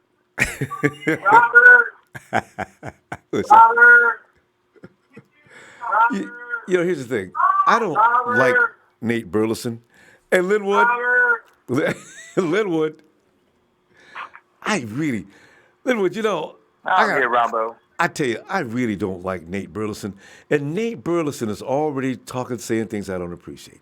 Burleson is blaming the Saints coach for what happened. Nate Burleson is the same guy that talked bad last year about the 49ers on several different occasions. Nate Burleson, What's up, Ronbo? Nate Burleson is on Good Morning Football. The brother that thinks he's cool with all the clothes. Nate, boy, I try not to tweet. I tweeted him a couple times last year. He didn't respond. I said some nasty things to him after he said some nasty things about the 49ers. I think he likes it. Nate thinks some of these guys, if you hate on them, they feel like they're getting attention. So they don't care what kind of attention they get as long as they're making an impact on the audience. Go to hell, Nate Burleson. Bitch. Boy. God. But anyway, Linwood, what you thinking here, man? I don't know, Ronbo. Because we probably need a guard or two because we got Mike Purses leading, and you're looking tonight, you're watching 3 and 4 dudes, can't do nothing with Aaron Donald. And AB is still in the mix, and we need an edge rusher. We have needs that the 49ers, I know they're on it, though, because we got some smart people. I just can't imagine what they got in mind. But look, I mean, Linwood, you be John Lynch. What you go do? Linwood loves this position, too. I'm going to be John Lynch for one moment, but real quick, my stepson wants to say hello to Ronbo's sports show. Oh, that's really all right. Let him do that. Hello, Ronbo Sports Show. Hey, what is your name? Robbie. Hey, Robbie. Robbie, let me ask you this, though, Robbie. Are you a 49er fan? Yes. Oh, you are? Okay. Isn't there? There's someone in your family that's not a 49er fan. Am I right about that? Yeah. Who is that? Is that Mom? That is Mom. Mom is not a 49ers fan. No. You guys have got a job ahead of you. Not at all. You've got to change Mom up. We tried. It's just not working. You got to buy her attractive 49er gear. You know, buy the bathrobe, buy the jerseys made for Buy her. the bathroom. You know, you got that way. It's in the house at all times, and she'll notice that cowboy blue does not look good as a 49er red. You know what I'm saying? So you know, you guys can get it done. Yeah. Yeah. And besides, Jimmy G is a lot better looking than Dak Prescott. She should be at least thinking that. All right, hey. What is it? Next. Thank you, Ronbo. You're always a gentleman and a scholar. Thank you. No problem, Linwood. I tell you, man, I am concerned about next year. And the more I think about it, the more I'm worried about the Rams having the refs in their back pocket. And is Goodell, does he have part stock in that new stadium? I'm a little concerned. I'm maybe thinking too much far ahead, but you know. Bravo, I don't know. I'm not concerned about it. You know, I think 49ers are going to be awesome. They're going to be great next year. If we focus on one thing and one thing only, though I was hoping that we would focus on last year. Well, we got some key pieces here and there. I'm concerned about all this talk about Antonio Brown, OBJ. We don't need them. Kyle Shanahan can make stars out of all their players. Right. You know, we got a Kittle. We got a George Kittle. Yeah. We got some elite running backs. We got Jimmy Garoppolo coming back. He's going to know this playbook. Him and the Jet working hand in hand for this whole offseason. Oh, my stars. It's going to be brilliant. The knowledge base that they're going to be able to bring to the offseason and to the into the training camps, they're going to know it 100% front, back, forward, and this and that. So I don't think we'd need to go and give up our draft picks for offensive weapons. Yes. No. We need to send our draft picks to focus on the defense. If we get a defense, we focus on nothing but the defense, then we're Super Bowl bound. I mean, we score 20-some-odd points a game with bullshit defense. Now you having a good defense, an elite defense, and you put the ball back in the offensive hands twice as much, how many points we can score then? Well, yeah. You know, and we did that. We did that for the last we did that a lot last season. That's why we lost the worst team in the football. We lost the Cardinals. Not once, but twice. Yeah. Nobody lost the Cardinals, but how many teams? They won 3 games during this course of the season, right? Yeah, they won 1 game other than us. That's horrible. See? Defense. Everything that we do defense. Everything that we do for our upcoming free agency is, number one, please sign Gold back. Number one. That's our number one thing. Oh, yes. Sign Gold, so we don't have to worry about that. Oh, so true. And stop fooling around. He should have been signed back before the season even ended.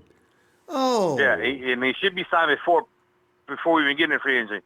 Sign him now. Yes. Because gold is gold. For? Yeah, gold is gold. And then go in and do free agency all defense. All defense. I want defensive players. Defense. That's what we need. The offense is going to be stellar. We just need defensive players. And then we'll make a run. Yeah. I mean, that's my thought. It's pretty cut and dry. Sign our special K kicker, gold, then do all defense after that. If you want to sign anybody in the offseason in the offense, sign a premier guard. Yeah. Liv and I am so on the same page.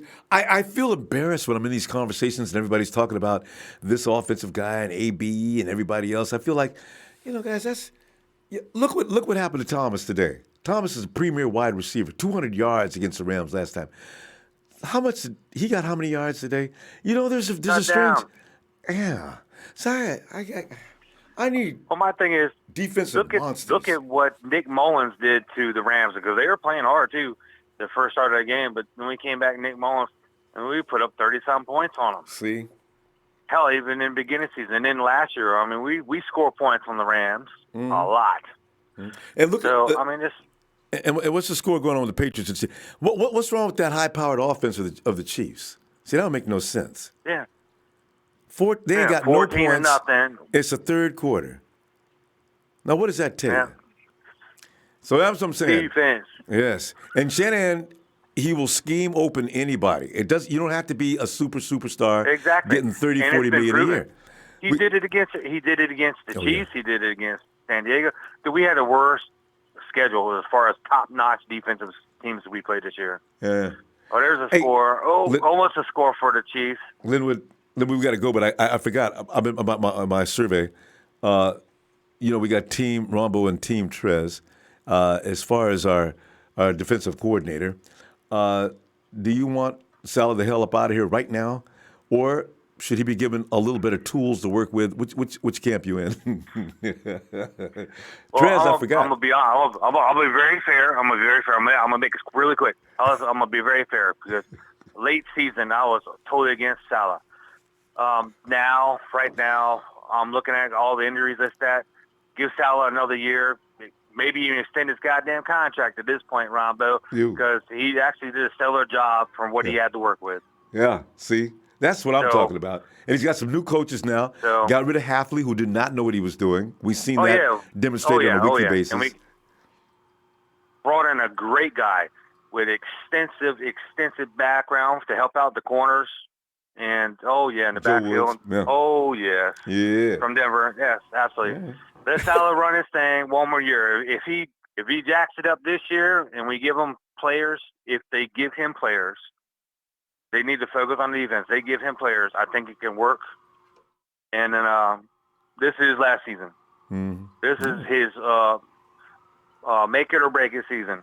Right, I agree. For the defense. And I say let him give him the players, give him his pieces. Number one draft pick, go in there and get a badass freaking young defensive end. Try to get something in free agency. Get a free top premier corner again if we can, and i.e. a safety in free agency. Yeah. Build the defense up. I tell you. All right, Linwood. Good stuff, man. Hit those likes. Thanks, Linwood. And night, Ronbo. Good night, Linwood. Good night, Robert.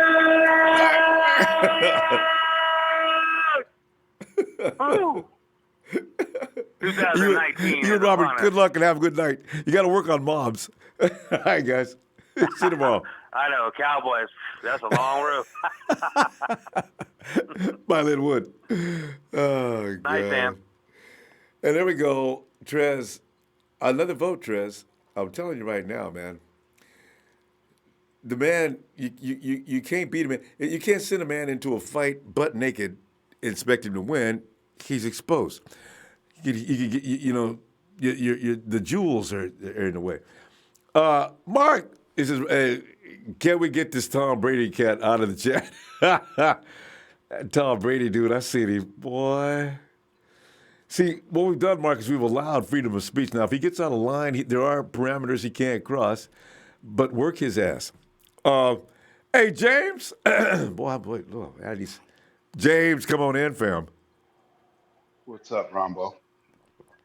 James, there's some concern amongst many of us that the NFL is leaning toward that NBA action of manipulating the golden boys and making sure that there's lots of money made.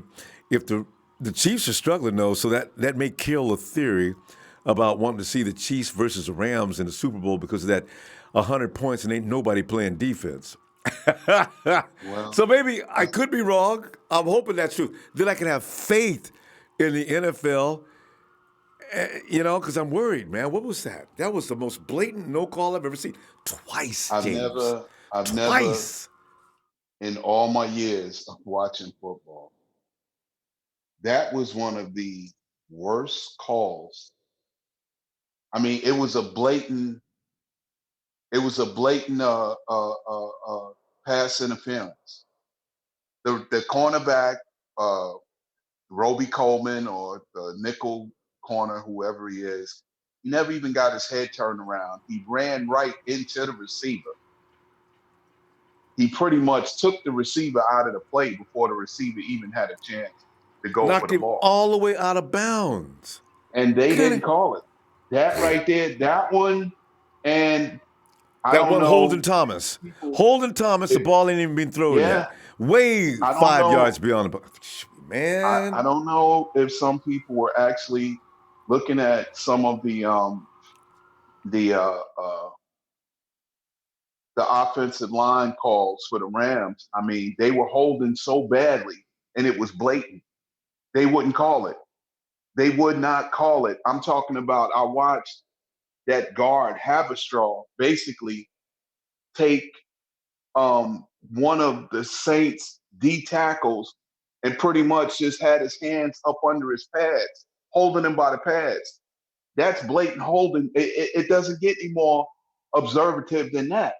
And they did not call it. They would not call it. And I'm like, then that play, the funny thing about that one particular play where the receiver's wide open, the defender blatantly had a pass interference on the receiver. They make that call, the Saints win the game. Mm-hmm. The Saints win the game, they make that call. Mm-hmm. They don't make the call, it gives the Rams another chance, which it did. Yep. And it's so, I mean, it's getting to the point whereas I kind of agree with the other caller that had said, you know, this has become like the NBA in a way. Yep. Understand? But I will say this much, though. Right now, it's 14-7 New England, and I'd rather see the Patriots go because Tom Brady beat them in his first Super Bowl, and I think he can do it again. And I'm going to tell you just like this. The Rams don't win this Super Bowl, they're in extreme trouble, bro. Okay, because they got a bunch of free agents, a new stadium being built. Most players, whenever they go to the Super Bowl and you got a bunch of free agents on the team, they all start making calls to other teams because other teams are like, they went to the Super Bowl. So they're, you know, we can give them big money. I can get paid now, yeah. That's true. Yeah, The and Hawks that's what's going lost to players happen. like that. And they, you know, they're talking about Gurley being injured. I think it's starting to affect Todd Gurley psychologically with this C.J. Anderson character, man. James, Yeah. is there a report out that Gurley was hurt? Because during the game they said, we found out that there's nothing physically wrong with Todd Gurley. And I says, but CJ's getting all the carries. I think it's become a real attitude problem with Gurley and Sean McVay behind this. You know, McVay is looking at it like, well, Anderson hasn't really played this year. He's got his legs back under him now. And he's having a bigger impact. James, he had 123 yards. 123 yards this week. Todd had 116. He's outplaying him. He's more effective at the line of scrimmage. He is. And then, you know, it's messing with his psyche so bad. Even that little wheel route where he just snuck out from the backfield and dropped the ball, squared his shoulders up, and the ball goes right through his hands. And one of the Saints intercepted. And then the other one where he's wide open, any other time he makes that play for 3 or 4 yards, running and throwing the ball to him in full stride, and the ball goes right through his hands. So you know, it's like this here, man. I look at it this way: they got a real issue at hand this year because if they don't win the Super Bowl, they're going to be the laughing stock of the league because all them free agents they got, they're going to get calls from other teams and they're going to want to walk. You can believe that just because they went to the Super Bowl. And, you know, James, you know, James, because we're down to the last minute or so. Yeah, any opinions on the guards and defense? Because I'm a little worried about the trenches. We got free agency coming up, and there's not that much available. The guy said about one guy that he knew that could really play Aaron Donald. We got a guy. That guy's name is Joshua Garnett. Garnett manhandled Aaron Donald, and he whatever he does to him when they're playing against one another, it upsets Donald where he's ready to. Didn't he get didn't Garnett and him get ejected in a game? Yeah, I was Or getting ready to they ask threw- you, who was playing on the offensive line? That was who do we have? No, that was, you know what? It was Zane Badles. That, when Aaron was throwing his helmet on the ground and everything, that was Badles and Dan. Who was our center? Dan Scooter. No, Dan. Not Dan Scooter. Kilgore. Kilgore. And Badles. That doesn't make any sense. But they frustrated him that night. You know what? Joshua Garnett has got under his skin pretty good too. Really badly. Because I never seen him get up fighting. He don't like to play against Garnett, and Garnett is like, Garnett looks at it like, I can show you, I can prove my manhood. I ain't scared of you, big boy. Yeah, no, I got footwork, I got speed, and Aaron, I got way more size than you. So you come on running up in if you want to. Yeah. Has his worstest moment against Joshua Garnett, and it was Zane Beatles and Dan Kilgore. I know that he had problems with, and I think maybe that doesn't make sense. Maybe we should have never got rid of Kilgore either, or Badles for that matter. Well, yeah, that's a true thing, James, and I don't. Yeah, well, we got to continue tomorrow night, but yeah, this is funny stuff. You know All right, what? Ronbo. Everybody has their kryptonite. That's what it comes down to. So I think Kilgore only got a 1-year deal with the Dolphins. Interesting. When we let him go, because remember we had signed him and then turned around and traded him to the Dolphins. I know. And I think it was only like a 1-year deal that he got. I'm not sure, but anyway, we got to do something anyway. Niner Empire, Niner for life. Thank you for what you do, Ronbo. And the LA Candace fans will lose. Big shout out to y'all, man, for going up against Stephen A. Smith. Don't worry about it, y'all, man. You did good, bro. You got under his skin. You rattled that mother trucker. That's what's important, bro. Yeah, you had him wanting to hang up on you, put you on mute. You understand? That's how he was working his nerve. He wasn't expecting no call from an average caller like that. He thought you didn't know sports, but you fooled him, y'all, man. There you go. Big shout out to y'all, man. All right, anyway, James. Niner Empire, Niner for life. Thank you, Ronbo. Thank you, James. Have a good night.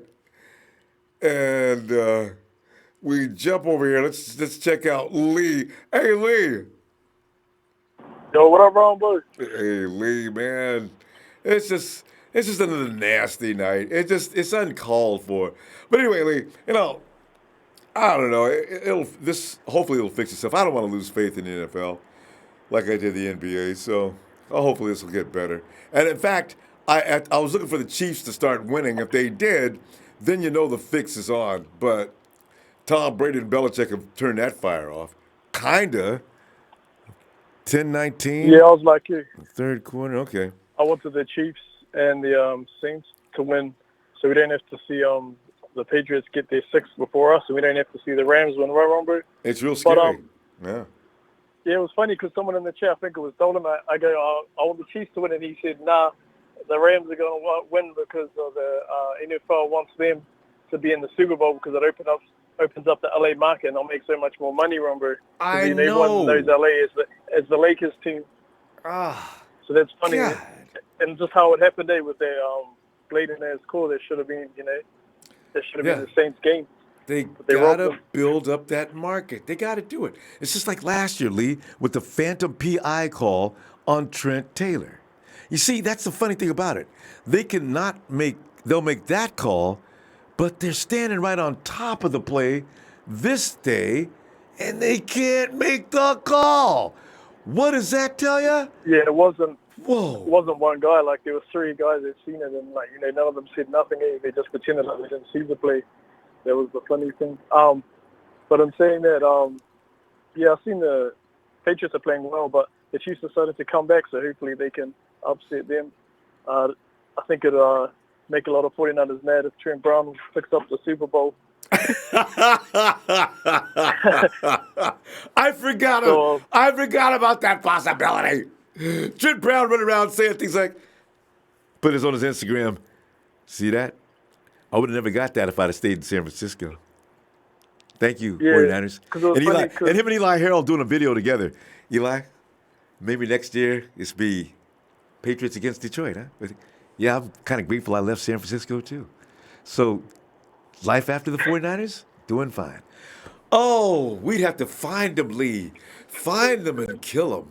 Yeah, it was funny because I was one of those fans that thought it was crazy that we let him go. Because he's actually the top rated tackle in the playoffs this year, Ronbo. He's the highest graded tackle in the playoffs. So yeah, but oh well, we've moved on.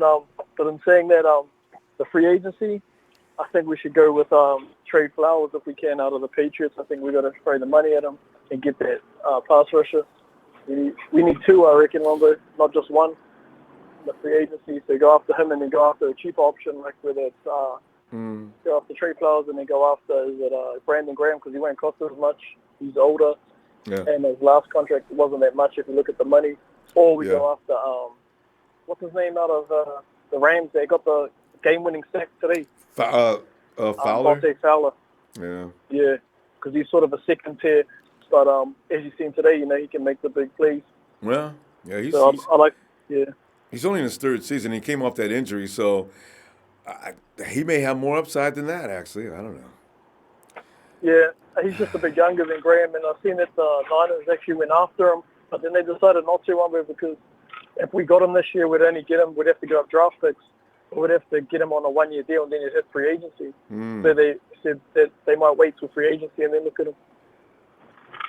And then also, I think we need Earl Thomas, the free safety. I think those are our two biggest weaknesses on defense. So I think at first I was thinking Tyrann Mathieu because that's who I wanted last free agency, but only because he's younger. But if you look at who's the best for our scheme in this team, Earl Thomas, there's no one better. There's no one better, yeah. Do you think Thomas wants to come to the 49ers, though? I mean, his heart is really set on Dallas. But he'd probably like to play the Seahawks twice a year, though, like you Sherman. put Sherman here, Ronbo. So that's the sort of that might sway him to come here, and then he gets to play against his old team and give it to them twice a year. So he won't be, So that could be might a do huge it. incentive for him to come here over Dallas. Yeah, but I just think you got to take it because with him, he's actually a year younger than Sherman. He's only 29. I think James thought he was a bit older, but he's only 29. And if you get him in that backfield, all those young guys that we've got, he'll make them that much better, especially knowing the system inside out. So I want those guys in free agency. Yeah. I think we're going to be surprised. I'm already surprised by the coaching staff additions they've made. I had no idea they were going after people like Woods and Kasurik. And here they are. They're in Santa Clara. Yeah. So we shouldn't be surprised at the free agents they pick up and sign because, it's forming. Anybody can see the 49ers have an offensive nucleus that's going to really excel. So we'll see what happens next. Yeah, well, I heard you say that earlier when you were talking, Rob, and I think you hit the nail right on the head when you said, they went after all these experienced coaches, which makes up for Salah's sort of inexperience. The DB coach, the defensive line coach, they're all hugely experienced in the league, so that's only going to help our defense. Yeah. And they went after the positions where we're weak in defense, so I think that's where we'll also go with the players. You know what I mean? Yeah. To upgrade those positions where those coaches have come in. So it's sort of smart if you look at what they're doing. Oh. And it's going to make Salah look like really good. So, Lee, exactly. Go ahead, commit. Which camp are you in? Are you in the Trez camp of get Salah out of here right now? Or should he be given one more year opportunity? He'll get one more year. We both know he's getting the 1 year on, and then, if he doesn't improve from this year. But do you agree with it, though? Do I agree with it? No, I just felt like those late wins we got at the end of the year sort of saved them because they showed our defense actually played better. But I was one of the people earlier that get him out of here. Same, yeah. So right. Sort of, Well, wait, tell you what. Sort of see both sides. Let's see you tomorrow night on Raw, okay? And I wrote back to you, so we're gonna set that up a little later. All right. Sweet as. Thanks, Ronbo. All right, fam. Have a good night.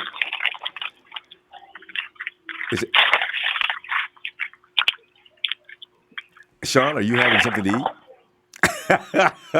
Oh no, I'm sorry. I didn't hear the mute off. I do apologize. I was straightening up, man. I was straightening up. Oh, I thought you was having a bag of potato chips. No, it was my daughter's birthday today, man. So we had a little rendezvous here, and all the family and all that shit. So I was just trying to straighten up a little bit. Good stuff. Well, Sean. Yeah.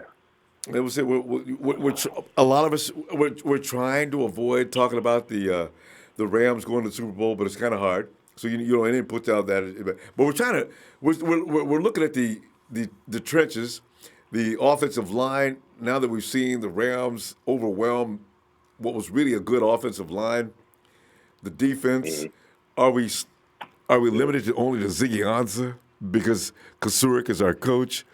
You know, and is AB really necessary? All this is it just makes for conversation. But what do you think? It'd be nice. It'd be nice to have AB, but I don't think it's absolutely necessary. I mean, really, I don't. And the other, I forget to call his name. Please forgive me, but he was talking about Antonio Brown's cousin. He's talking about Hollywood Brown. The boy can ball.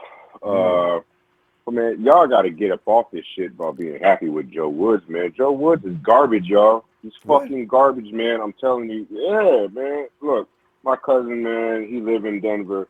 Hardcore Denver Broncos fans, man. They can't stand that motherfucker, man. Is that right? Look, the only reason why they defense was as good as it was is because they front. Their secondary is garbage. Look at their rankings, man. Their secondary was fucking garbage. And he's coming in as a passing game coordinator. I mean, look, it's good to have multiple minds for Salah. I get it. Joe Woods, man, he ain't nobody special, man. The reason why their defense was look what we did to him. Look what we did to their secondary, man. I know Kittle's a freak, but we did that with Mullins and Kittle. You know what I mean? I mean, their secondary is garbage, y'all. And y'all over here excited about this shit. Y'all excited about it. Man, get over that shit. Now, look. Sean, you know what it was? It's his experience. He's been around for a long time. I got it. I know you guys are excited because maybe he can help Salah with some things that Salah struggled with. But, I mean, maybe him and Salah together, maybe it might be something phenomenal. Some magic might come of that. But Joe Woods is fucking garbage, man. Joe Woods is great. If he was that good, Vic Fangio would have wanted to keep him around. You know what I'm saying? Yeah. I mean, Joe Woods. But, you know, Fangio knows that he... But Fangio's got his own people he wants to bring in, too, though. I understand that. I got it. But if Vic Fangio, he's aggressive and he's about winning. If Joe Woods was a stud, like people are fucking talking about, he'd want Joe Woods. He'd want Joe Woods. But Joe Woods ain't all that, man. I mean, look, he's done some good things with Denver. But to come in as a fucking passing coordinator where their secondary was fucking garbage. The only reason why they were as good as they were is because they're front, man. Y'all get off this shit with Joe Woods. He's fucking garbage. He's garbage. Get off this shit. Y'all pissing me off with this shit. I'm just saying, man. I'm just saying. He's fucking trash. He's trash, yo. He's trash. He's trash. I mean, there's some good things there. Here's what can compliment Salah is because he has experience and he can help Salah with some things that Salah probably can't recognize. That's probably the only thing that can benefit Salah. But this talk about, you know, he can potentially fucking move Salah out the way if Salah's not the guy. If they get rid of Salah, man, they ain't promoting no fucking Joe Woods as D coordinator. Y'all are here. Sit down with that shit. Joe Woods is garbage, man. Stop. Okay. Man, get off that train. Get off that train, Ronbo. Get off that train. Well, who would they point? Will they appoint Kasurik? We figure it's a move to shift guys forward. It ain't gonna be none of them bums. I'm telling you right now, it ain't gonna be none of them bums. I'm telling you right now. I mean, I'm not saying they're not good at what they do, but what we're trying to achieve ain't none of them assholes the guy. For real, man. And to go from Robert Saleh to Joe Woods, if Robert Saleh's not the guy, man, shut that shit down. That ain't it, man. Y'all need to get off this excitement about Joe Woods and Sean, who would you suggest? I'm going to have to really do some research, but I know it ain't them bums. I can tell you right now, it ain't, man, please, let's sit down with that, man. Come on, Joe Woods, please, bro, please. Come on, man. I mean, I read a lot of good things about him. I didn't know about this. Go back and look at their secondary. Man, go back and look at their secondary. Look at their secondary. What we did to him was fucking proof in the pudding. We did to him was proof in the pudding with Nick Mullins. Come on, bro. Before they lost Talib, they had another kid over there. They were pretty good, Sean. I think Joe was already there, right? It could have been maybe you mean talent was good enough to whether Joe's there or not? Or yeah, right. I don't remember them ever being that bad. Okay. Look at their secondary. Now their front was decent. I mean, look, they had Chubb on one end, they got Von Miller on the other. That's the only thing that fucking kept them going. Look at the edge rushers that they had. Von Miller and Chubb. Look what they had. We don't have that. And we bringing him into our defense as fucking passing game coordinator. We ain't got Chubb. We ain't got Von Miller. Now, if we get those, there might be a difference. But shut that down, bro. Please, people, get off this Joe Woods hype train. He ain't all that. The only thing that he can do is give Salah a little bit of advice because Salah hasn't seen all the things that he's seen. But Joe Woods ain't all that, man. And Kosuric, man, shut that shit down, too. I ain't happy about that shit either. Detroit had a great team. I'm really not. Detroit had their best defensive years with Kosuric running things. I don't care. He ain't, man, honestly, what we should have did, honestly, I know a lot of people, they might say, yeah, Jimmy T wants to get out of Redskins and all that shit, but I want Jimmy T too, I got you. I think we could have went a different route. I really do. I'm happier with Kosuric than Joe Woods. You know what I mean? Now, if we would have just got Kosuric, I would have been like, okay, well, we're trying to do something. But then they bring Joe Woods into the mix. For what, man? For what? Our secondary is trash right now anyway. I know they're climbing. I know they're going to get a little bit better. Yeah. But come on, man. You bring in – But, John, would you rather have kept Jeff Hafley? No, absolutely not. I see. Absolutely not. So anywhere you go, what is Joe Woods going to do with us when he already had a trash secondary? Yeah. He had a trash secondary with an amazing front. Man, sit that shit down. Well, we're gonna find out. That's kind of scary. All right. Well, wow. I wonder who decided. Maybe Adam Peters. That's kind of scary. All right. Well, I guess we'll find out. No, what happened? What happened? Because look, Salah struggled with the secondary. So they figure they can bring in a guy who's a defensive coordinator who can see some things, who can help Salah. You know what I'm saying? But if anybody gets to talking this shit that Joe Woods is going to be the guy if Salah isn't, that could be the case, but that's the wrong fucking move. That's the wrong move, man. That's the wrong move, man. I'm telling you. I'm just telling you. Get off I'm concerned, shit, and I'm not looking forward to any more disasters in that secondary. We've seen enough last year. All right. Anyway, Sean. But like your old boy say, I forget his name. Nana Empire, Nana for life. I love it when he say that shit. Nana Empire, Nana for life. I do, man. I love it when he say that shit. It gets me hyped. Nana Empire, Nana for life. There you go, James. That's Sean talking about you. All right. All right, Sean. I'll tell you what then. We'll see you tomorrow night. Yes, sir. And this is all right, crazy. Man. Thank you, man. I appreciate you. I appreciate you too, fam. Have a good night. Well, there you go. We can stop being excited about Joe Woods.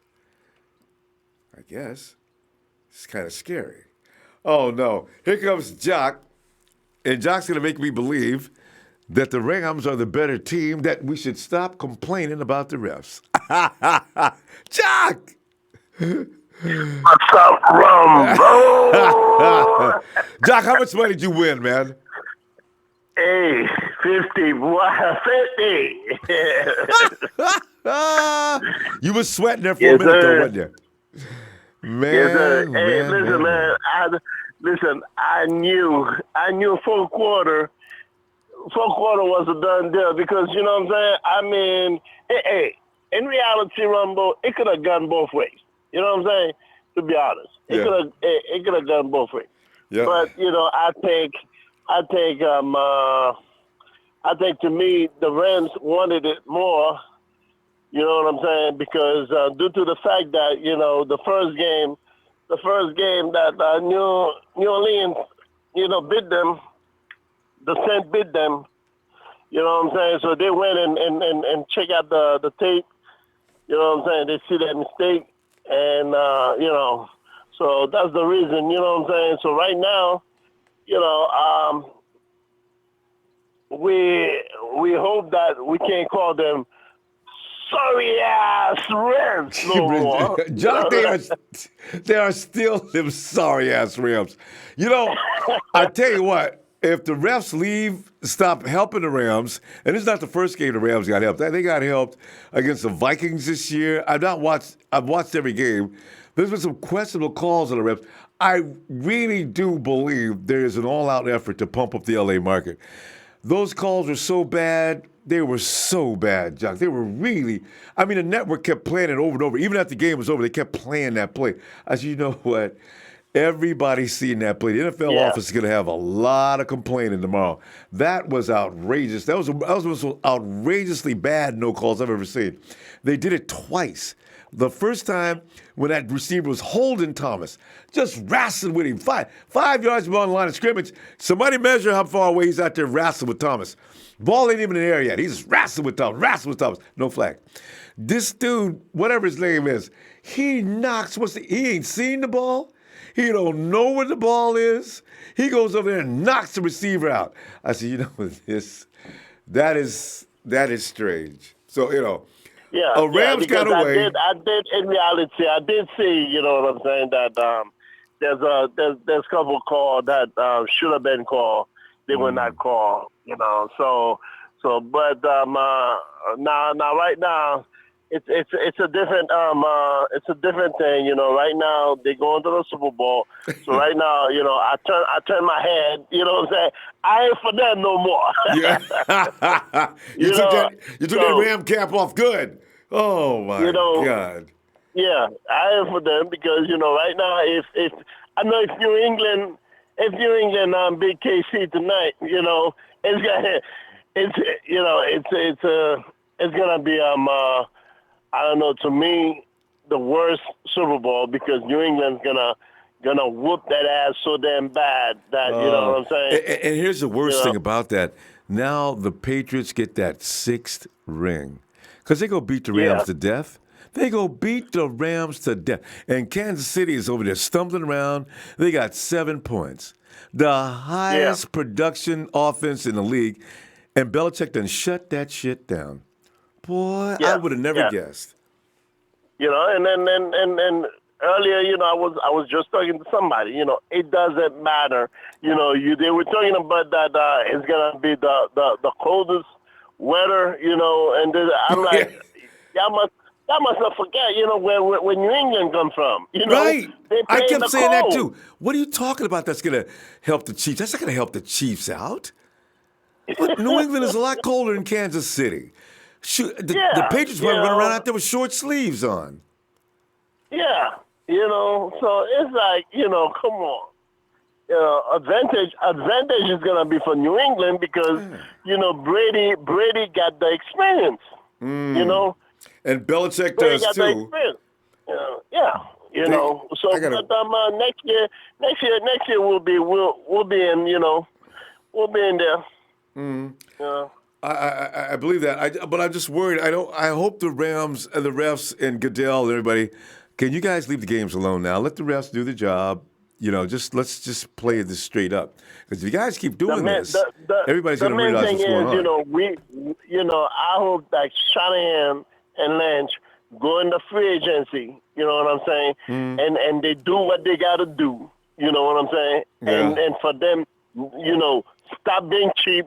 You know, open up that damn wallet. You know what I'm saying? Open it up, spend it. You know, and then go to the draft. You know what I'm saying? Do your thing. You know, because I mean, come on. You know, they got 2 guys. Remember when Shanahan and Lynch, when they were taking over the Niners, those 2 guys that came in from Denver, they were supposed to be the top dog. You know, New York, but you know, drafting. You know what I'm saying? Yeah. What their name is, I forgot. You know. So, but you know, so far, you know. No, you talking about a draft pick? You know, those 2 guys that you know. I think John Elway had that. Oh, Adam Peters, and then there's Martin Mayhew. There we go. No, he's got experienced people. Those 2 guys, you know, they need to do their thing. You know what I'm saying? I mean, come on, you know. But listen, here's the worst thing, John, because we got to go. We're sitting here. Somebody said something about Trent Brown. Trent Brown's like the most efficient offensive lineman in the playoffs. I'm starting to wonder now, if we could have maybe Joe Staley's going to leave. Do you realize we could have had? We're going to get that first round pick where it was no matter what. We could have had Trent Brown on one side, Mike Williams on the other. Now, Trent is not good to run behind, and that pisses the 49ers off, and he won't lose weight, and that also pisses the 49ers off. So we got, I can't get over Trent Brown. Anyway, it's too late now. But no, it's too late. It's anyway, too late Jack, we got because right now, you know what I'm saying, he's doing his thing, you know what I'm saying, and that's the thing, they're quick to, you know what I'm saying, to let people go, because of, look, I'm telling you, you need to lose weight, you need to. You know what I'm saying? But, the person might feel comfortable, with that weight. And they might be fine with it, but if they ask you to do something, you got to do it. We got to go, Jock. I'm going to tell you what, let me see you tomorrow, okay? No doubt. I'll be in there tomorrow, man. And congratulations. Right. Thank you. We got to congratulate congratulate Jock. Thank you. I'll see you tomorrow, Jock. Sorry ass Rams. Oh, God. All right, I'm going to see you tomorrow, baby. All right, fam. Yeah. And, and Jock is not the worst. I've talked to people that hardcore 49er fans said, yeah, but I bet on whatever team was playing. Yeah, but I bet on them to win the game. What?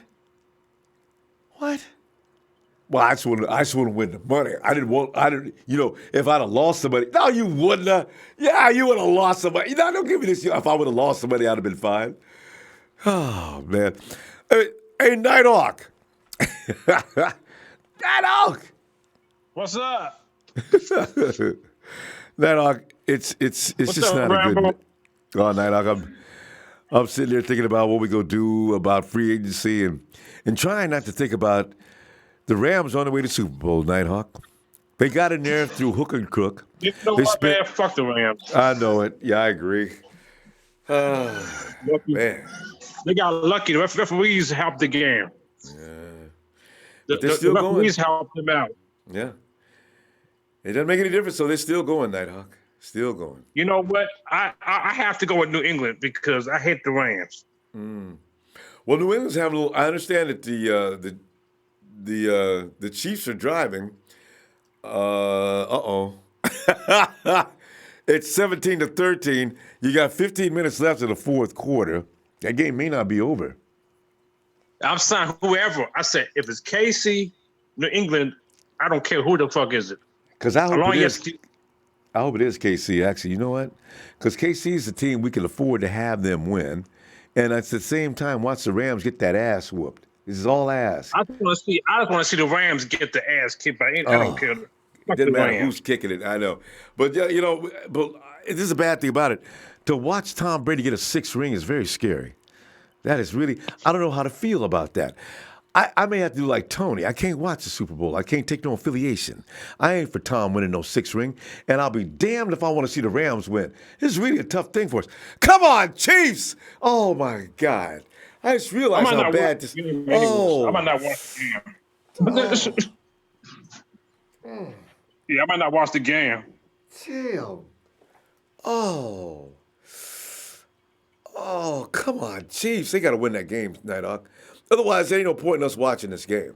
I mean, the Super Bowl. No, I'm not watching. If they do go, if it's the Rams and the I'm not watching it. No, fuck it. Damn. Oh, I hadn't thought about that yet. The Patriots versus the Rams. Dang on Chicago. It's all Chicago fart. Missed the field goal. Oh. Yeah. Well, no, it's Alshon Jeffrey's fault for missing that pass, clown. He's supposed to be all that. Why didn't you make that catch? No, but I think the game. The Rams, they got the referees helped them out. No, I know, but that doesn't make any difference because they're still going to the Super Bowl. You know? It's over.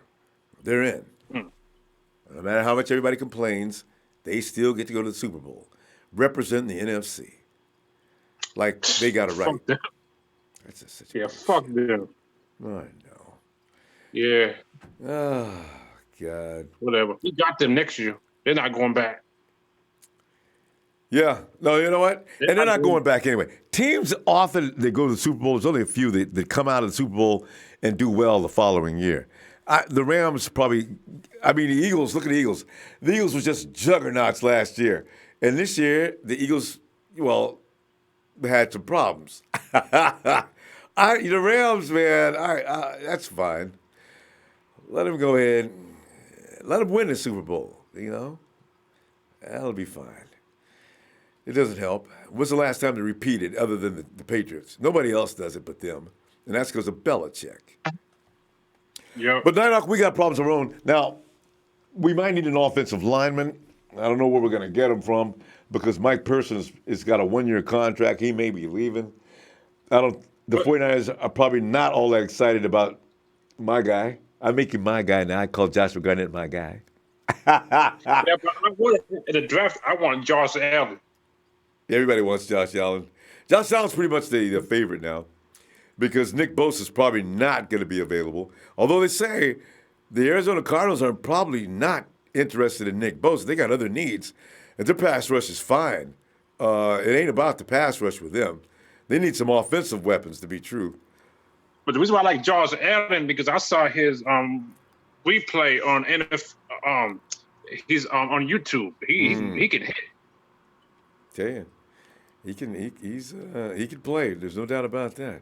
So we'll see. I still want AB to come to the 49ers. Well, he might. The 49ers, like was mentioned earlier, if the fashion now is to stack your team with super agents, that's what you do. I don't know how much the 49ers are buying into that, but they may want to add at least a couple of super agents. Maybe. I know. Well, 2's probably it. I don't see them going 3 and 4 deep, though. I just don't see that. Yeah. But like I said, I see the coaching changes too because everybody's going different places. Who just mentioned? They had different coaching staffs. Yeah. What? You heard Sean. John says Joe Woods was a waste of time and money to be hired. I don't know anything about Joe Woods. I always thought Denver's secondary wasn't bad, but I guess we're going to see. I'm telling you, they're always going after the 49ers staff. I know people just think they can have Jeff Hafley, though. Jeff Hafley's over in Ohio State getting ready to screw up their program. Jeff Hafley is not a teacher. That's why I understand. Why would you bring him to Ohio State? Yeah, but they let this quarterback coach go. Yeah, Scangarello. That was a loss. They moved up Mike LaFleur, and we might be all right with Mike as well. So I'm not real worried about that now, but we'll see. But it always happens. Every time the offseason comes, they come after the 49ers staff. Yeah.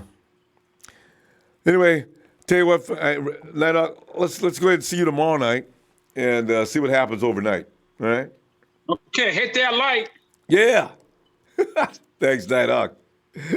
Have a good night. I can't even holler no more. I've been talking too long. I'll see you tomorrow, okay? I owe you a holler. Okay. Have a good one.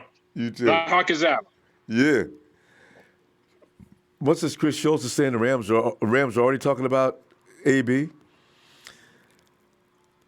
Jersey Joe, what's up, fam?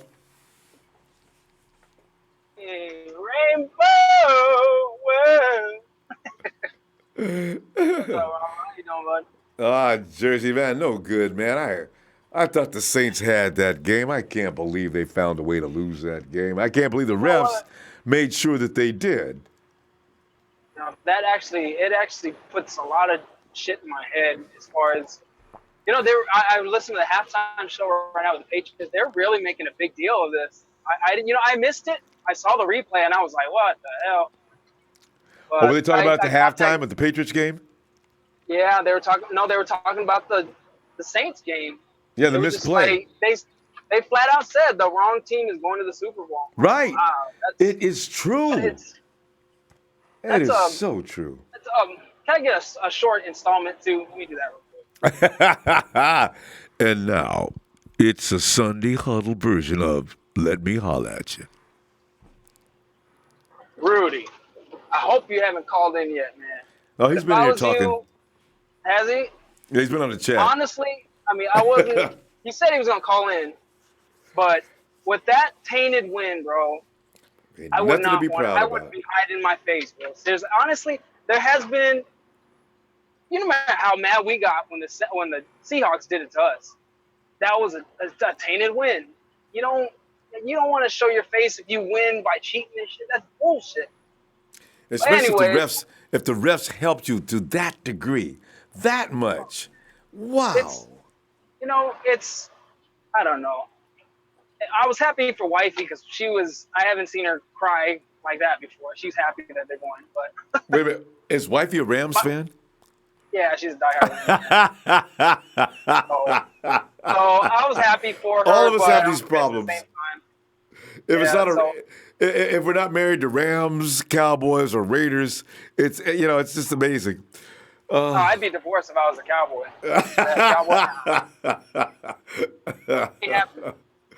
Oh God.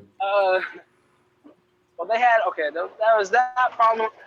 I wanted to, going back to, you didn't ask Nighthawk what train he was on, if he's on the Ronbo train or if he was on, train? I asked him the other night. I think he said Robert Saleh should have another shot. And Jersey, I'm glad you brought it up. Where are you at on this position? Well, okay, before I answer, I want to ask you a question. With Saleh on the team and him talking a lot with Shanahan, do you think that Shanahan gives him pointers, works out, kind of lets him see his playbook a little bit?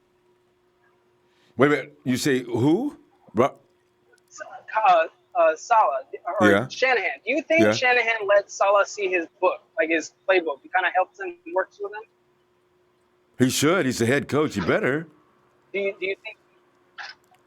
Okay. With that said, I'm on the Ronbo train because again, you already know Shanahan's mindset is just insane. His book his play style is just. I posted a couple of weeks ago. I saw his breakdown plays on a few plays I did, and they're just like, the man's a genius. He is. Really. Yeah. So it's just, if you have Saleh, who has been to a Super Bowl, you guys, you forgot, with I hate to say, the Legion of Boom. Yeah. I mean, it was hot. You know what I'm saying? And then you have him studying Shanahan's style in his third year. I mean, you got to give him a shot. And he has, in this draft, I don't care if we get Bosa, Allen, or the third one. Who was it? Quentin? You said that? Quentin Williams. Quentin Williams out of Alabama. Yeah.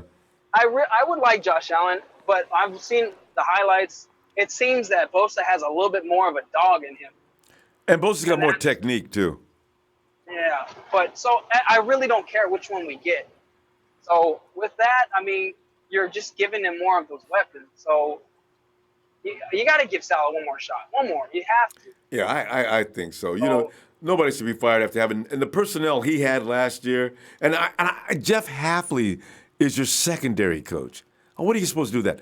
I mean, I would have been – it would have been one of those kind of things where I'm up in the office every 5 minutes.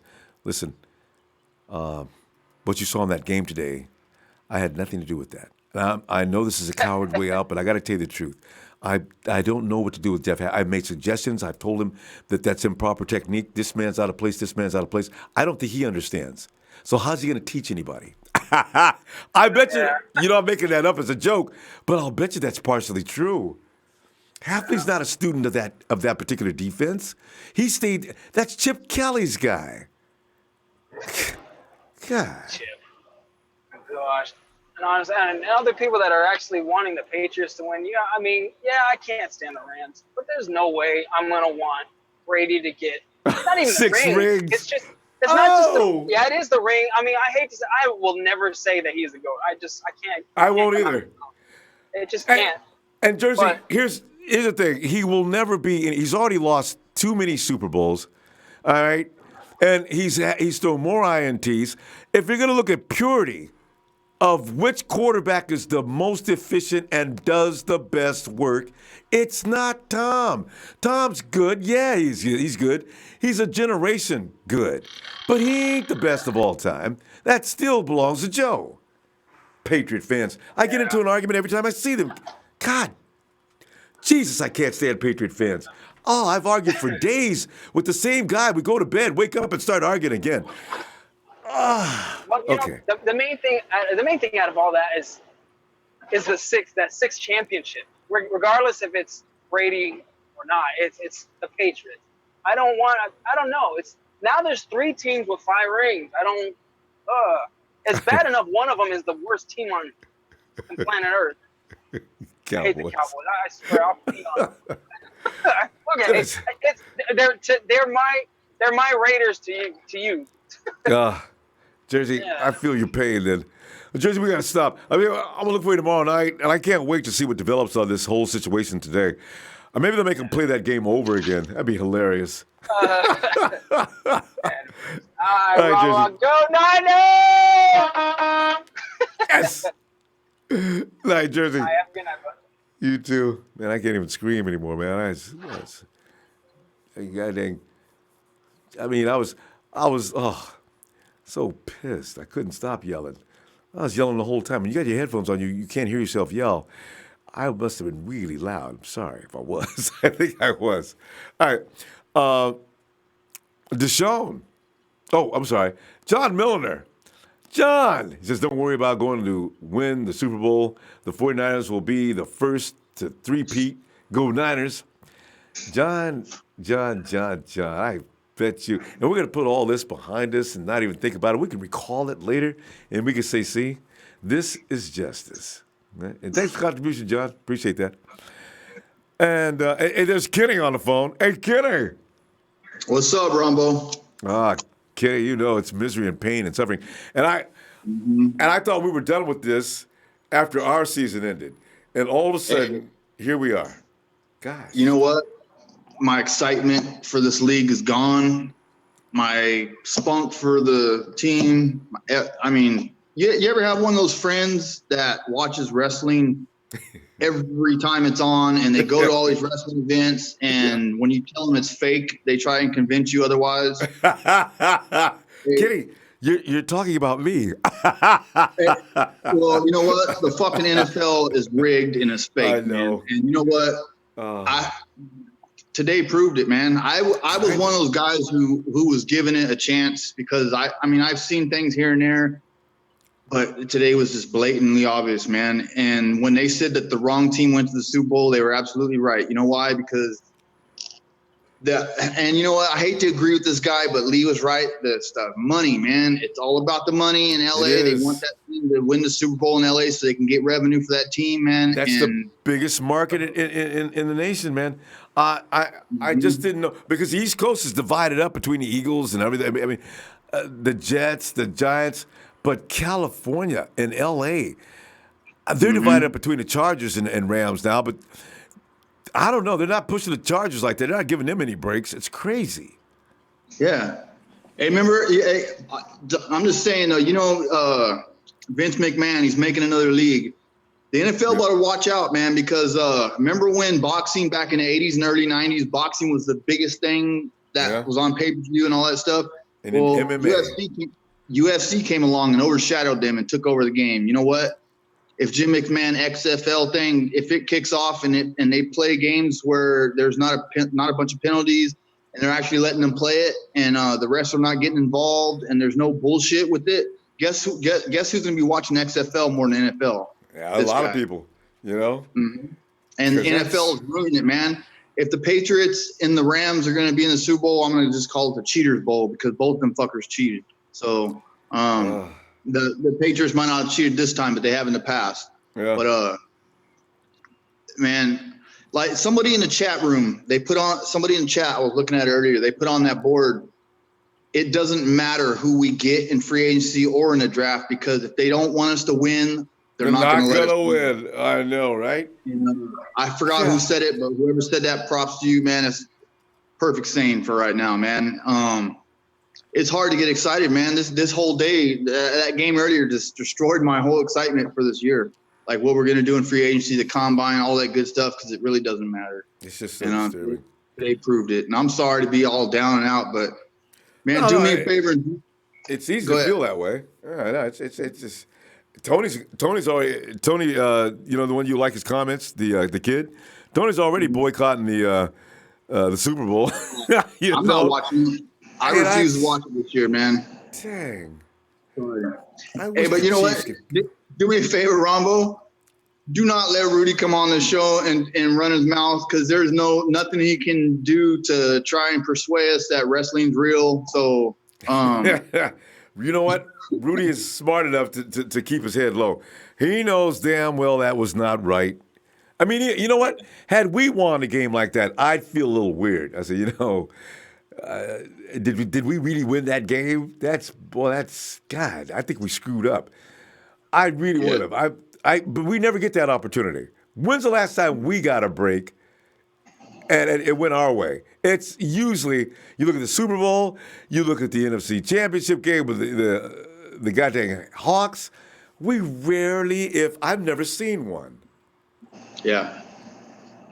Not anymore. They don't like us, Rumble. And you know what? Tom Brady getting another ring would give them the opportunity to say that he's better than Joe Montana. So that would be another stain on him. Well, you know what, though? That's not going to happen, because everybody knows Tom's got how many losses versus how many wins? But they're going to say, well, it's about being to the Super Bowl that many times we're talking about here, not how many times you lost. Well, let's look at some other stats then. See, that's you got to look at it all. Mm-hmm. So, anyways, Ronbo, keep up the good work, man. Appreciate what you do. Thanks. All right. I look forward to tomorrow. All right. All right. Yeah, what Kenny brings up, what Tony brought up, and some other people are saying, the NFL really does, and if the networks are saying the same thing, the NFL really does have, this is going to be damage. There's going to have to be some damage repair. This is right up there with anything else that people don't like. You can't have that many bad calls in a game and not get questioned on that. That was really suspicious. Really suspicious. Deshaun. What's up, Ronbo? Oh, Deshaun, man. Just sit back here. First, worried about the 49ers and getting them trenches straightened out with the offensive line and the defensive line. And now everybody's saying, well, it worked for the Rams. Just go out and buy us a team. The refs will favor you if you paid for your team. It's like, what? Is the Rams going to get away with this again? And, oh, by the way, let me point out something. You heard the Rams are talking about they got $100 million in cap. Somebody else pointed out the truth. The Rams got $36 million, I think. Where's that post at? Yeah. Rams have $36 million cap space for 2019. Far side, it was worse than that. Somebody said they had $100 million. I think his name was Rudy. Well, just remember they had to get to the Super Bowl and they have to win the Super Bowl. That's what that means. If they don't win the Super Bowl, they're gonna lose a lot of that cap money, and a lot of players gonna end up leaving. Well, yeah, they're gonna lose players anyway, just because they did a good job, and everybody starts offering you more money when you do that. So that would be pretty funny, but Well, yeah, I mean that call. Yeah, that says the point, because that goes back when Seattle was playing the 49ers. Deshaun, mate, can I get you to roll your window up? I think the wind is still blowing your phone out. Oh, yeah, I got the window up. Okay. All right, go ahead. Okay. Now that goes back to when the Seattle played the 49ers, and when the ball Bowman tackled Marshawn Lynch, and then he turned around and twisted his knee. He fumbled the ball, and the official come up and say it was Seattle ball. Oh. That's like, the same thing with the Rams. Yeah. Nobody's ever gonna forget that. Nah, I ain't gonna forget that either. Bowman came up with the ball. That was a late hit call by when the Rams play. I saw it on ESPN. It was ridiculous. That's why sometimes hard to watch, to bet on games, because you don't know who's really going, what side what side they gonna be on. And they just built the stadium, and they got a winning record. And Deshaun, speaking of that too, we're speaking about Navarro Bowman and that what he did. Remember Bobby Wagner pulled the ball out of Jeff Wilson's hands? Jeff Wilson's laying flat on the ground. Wagner pulls the ball up, and they let him have it. I tell you what, boy. No, he's not down. Referee is down. He's laying on the ground, and Wagner's pulling the ball out of his hands. Oh. Right. That's just a playoff win for them. But I ain't worried about it. We got to be revenge on them. They go on. We have to last on their asses. So I ain't worried about it. Yeah. All you got to do worry about is focus on us. Keep this team rebuilt, keep the team strong, keep them healthy, and when we see the Rams again, they won't be back to the Super Bowl no more. Yeah, no, the Rams, and usually teams fall down after. It's tough to get up for a season twice like that unless you're like the Patriots, right? They somehow get up every year because Belichick is like a slave driver. But the Rams, the Rams are not going to work this hard next year. They don't have it in them. And Goff is a good quarterback, but he's not actually one of those kind of quarterbacks that you're going to be winning a lot of championships with. So we'll see next year. I'm looking forward to it. Yeah, I'm looking forward to it. But he did miss some passes early in the game. But I think probably because he's still young, still learning the system. But as the year goes on, we see as the career goes on, we'll see how really good he is. Mm-hmm. But the Rams, I tell you what, Deshaun, when the microphone situation got rough and he couldn't hear what McVay was saying, he was having a lot of problems. And that goes to show you right there, McVay is leading him through them games mainly. So, as far as ad-libbing, I think he ain't that. I think so too. But they gonna get that problem resolved. Now, coaches like that, with a good quarterback, they get that problem resolved. Mm. Well, we just got to get our problem resolved. That's the thing. Yeah. Well, the Jimmy B from running out of bounds. You got to run out of bounds before you start getting extra yards. Yeah, well, that's Jimmy's only problem. Otherwise, he's a pretty good quarterback, and I got a feeling he's going to get a lot better as he. Jimmy. I was looking at the film the other day. I put a clip up. Jimmy was getting faster and faster by the week.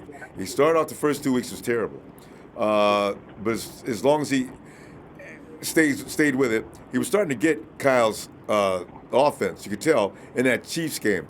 So by the time about 4 weeks passes by next season, Jimmy G ought to be the Jimmy G we remember from the year before last. I'm looking forward to that.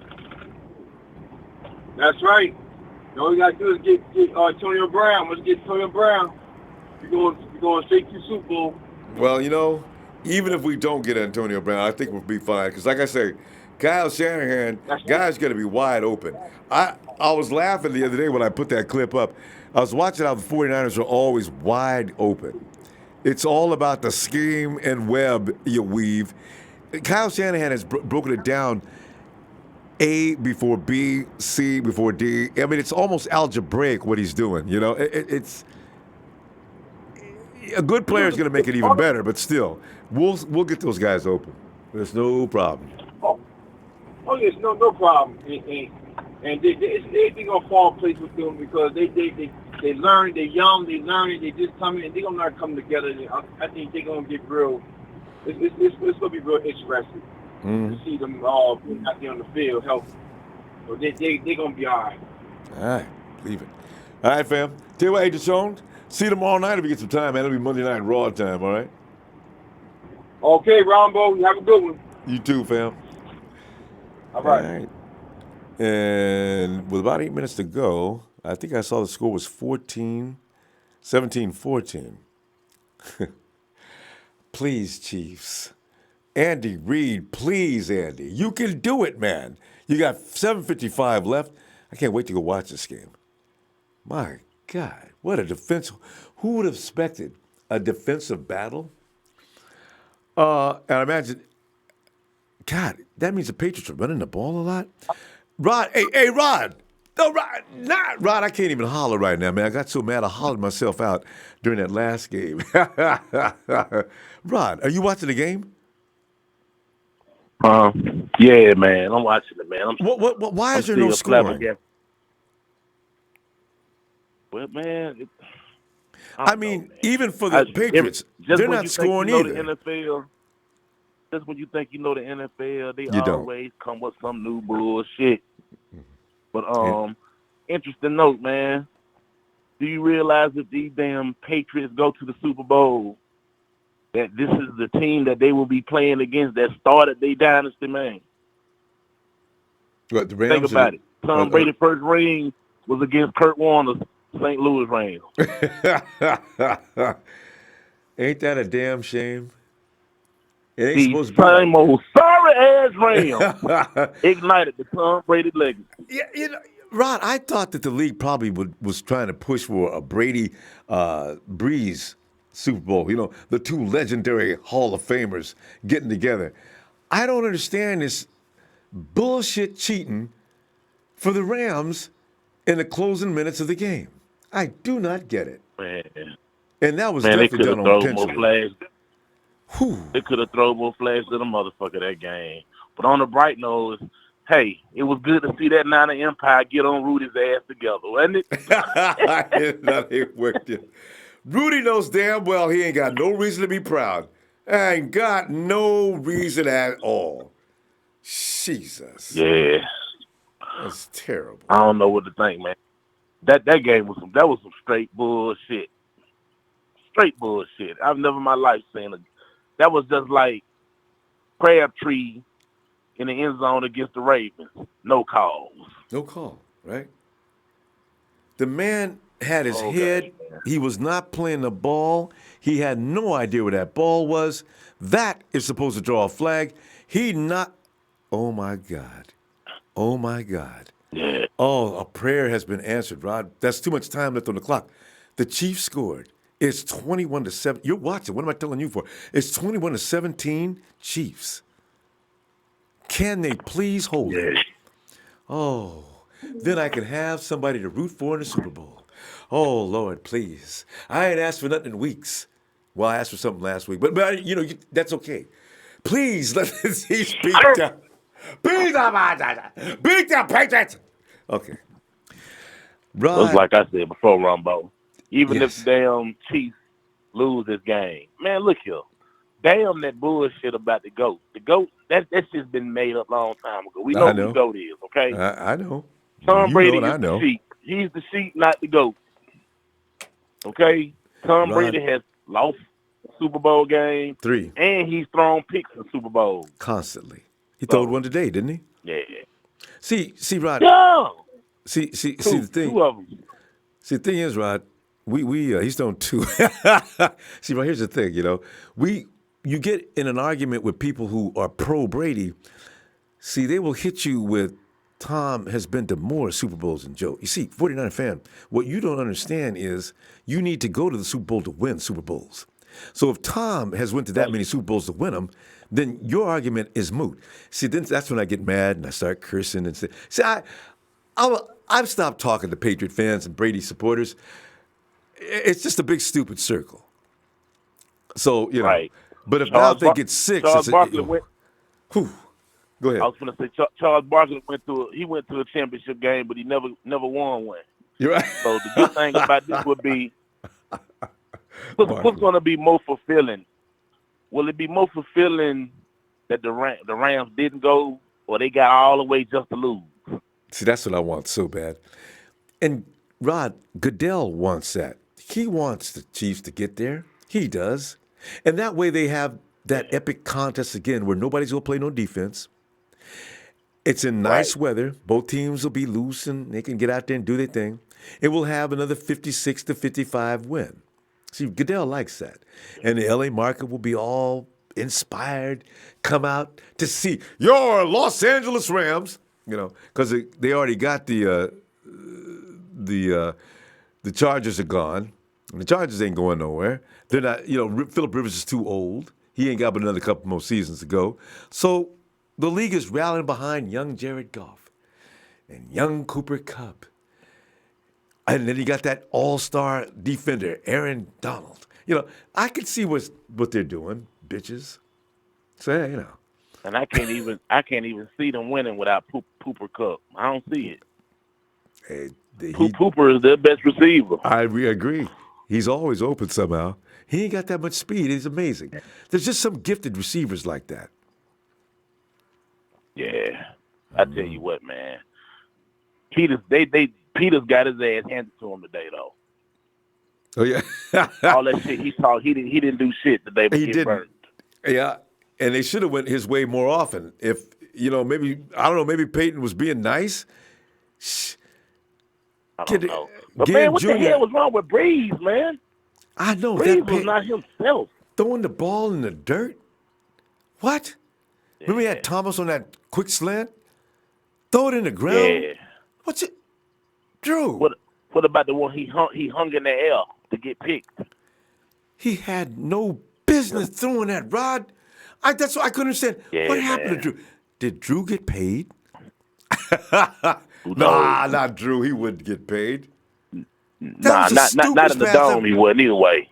It's the stupidest pass I've ever seen him throw. Anyway. Yeah. I got to say, yeah, that was some Brett Favre looking shit there. It was. A Blaine Gabbert. Blaine Yogurt. Rod. Well, baby, it don't make me no difference, man. 49er for motherfucking life. I know.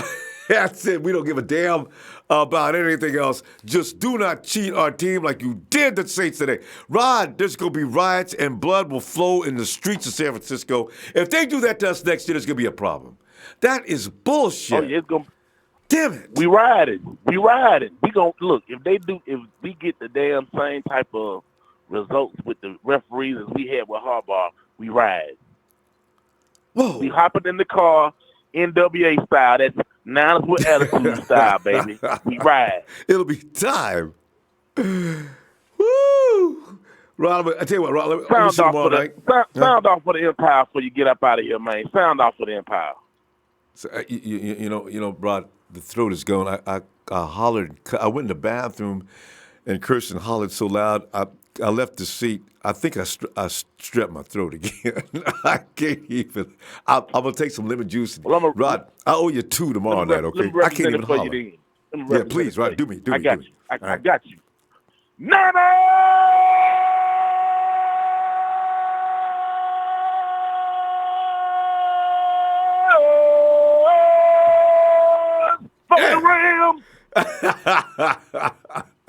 That was awesome. Rod, that was awesome, man. You know I love it, man. You know I love it. I know you do. Get at me, man. We'll catch you on Raw. I'll be looking for you tomorrow. I'll get at you, man. Hey, you know I will. I'll be ready tomorrow night. I'm going to holler, too. All right, Rod. All right. Night, fam. Hold it down, baby. And could Drew Brees, could age be catching up with Brees finally? You know that deep pass that he hung up? You know, Ginn Jr. had 3 or 4 steps. He had to slow down. I can't even do it. Show, you got to come in tonight without an intro. No, that's fine. It's not Monday Night Raw, so it's okay. All right, Joe. Everyone knows who I am. So. Yes. You know, it's really starting to piss me off to hear people say that they don't want Antonio Brown because he's a bit of a drama queen on the sidelines. Okay, this is fucking football, people. Okay, if you don't like those antics, go watch ice skating or tennis, for sake. I mean, come on. If you don't like somebody who's a little bit animated and who gives you 1,300 yards a season and 15 touchdowns in a season, I mean, when was the last time our team even saw that in a wide receiver? Rombo, can you name a time when that has happened for us? No, honestly, I can you? I saw Crabtree get pissed off a few times. I'm sick of hearing this shit that people don't want him and are settling for what we have right now and think we're straight on offense when we're fucking not straight on offense. Okay? This is an offensive trending league right now in the NFL, Rombo, and you see that with the top 4 teams in the playoffs right now. They are high-powered offenses, and Colin Cowherd made this point earlier in the game, the preview game show, that in order to get to the Super Bowl, you have to have weapons on the outside perimeter for your quarterback. And that's the truth.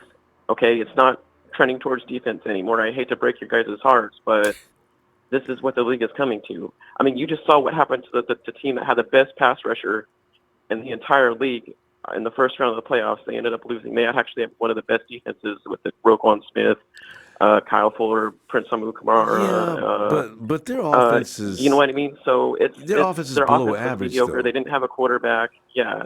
That's why, because they didn't have a quarterback. But bottom line is, do you guys want to win, or do you guys want to settle for 4-12 again? Because if we don't sign anybody on offense in free agency, which all you guys want to do is sign all defense, which is fine, and if you do that, then we're going to be another 4-12 team. I hate to break you guys' heart, even with Jimmy Garoppolo and Kyle Shanahan at the helm. If you don't sign any weapons for Jimmy Garoppolo, then you're going to either see him get injured again, or we're not even going to make the playoffs. We're going to be another 4-12 team. Bottom line, I'm sick of fucking losing, Rombo. I'm sick of losing. Okay, you're sounding hysterical here. We're not that bad offensively, and I'm not saying no, it Rombo. We are bad offensively. Okay, we have no weapons. Okay, stop saying we are not bad on offense. The only weapon we have on there is George Kittle. That is it, Rombo. These guys that we have now are not ready for prime time. Okay, you know who the biggest weapon was? Let me just say this, though. You know who the biggest weapon was on the field for the Saints tonight? Robbie Gould is our biggest weapon. That's our biggest weapon right there is Robbie Gould. Who was the biggest weapon on the field for the Saints tonight? It was Michael Thomas and Alvin Kamara. Yes, it was Alvin Kamara. And Mark Kamara had Ingram. 88 yards.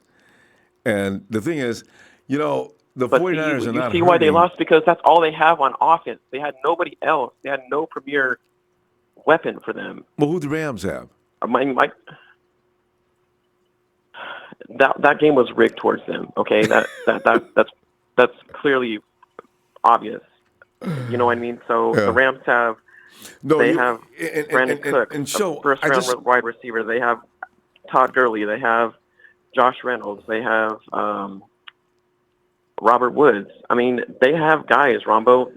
But the thing is, I don't. They are good, though. That's the thing. They are good. They're okay. But I mean, Cook's. I mean, guys been on how many teams? You know, it's and a lot has to do with discipline, and a lot of teams don't have that. You think Belichick is loaded with offensive weapons right now? Huh? I'm sorry. Does Belichick have a bunch of offensive weapons every year? Yeah, he does. He'll have one or two. He's got Chris Hogan. He's got Cordell Patterson. He's got Devin White. He's got Sonny Michel. He's got Rob Gronkowski. He's got Julian Edelman. He's got Bill Dorsett. You know what I mean? He's got all these weapons. Dorsett is back, and he's got Tom Brady.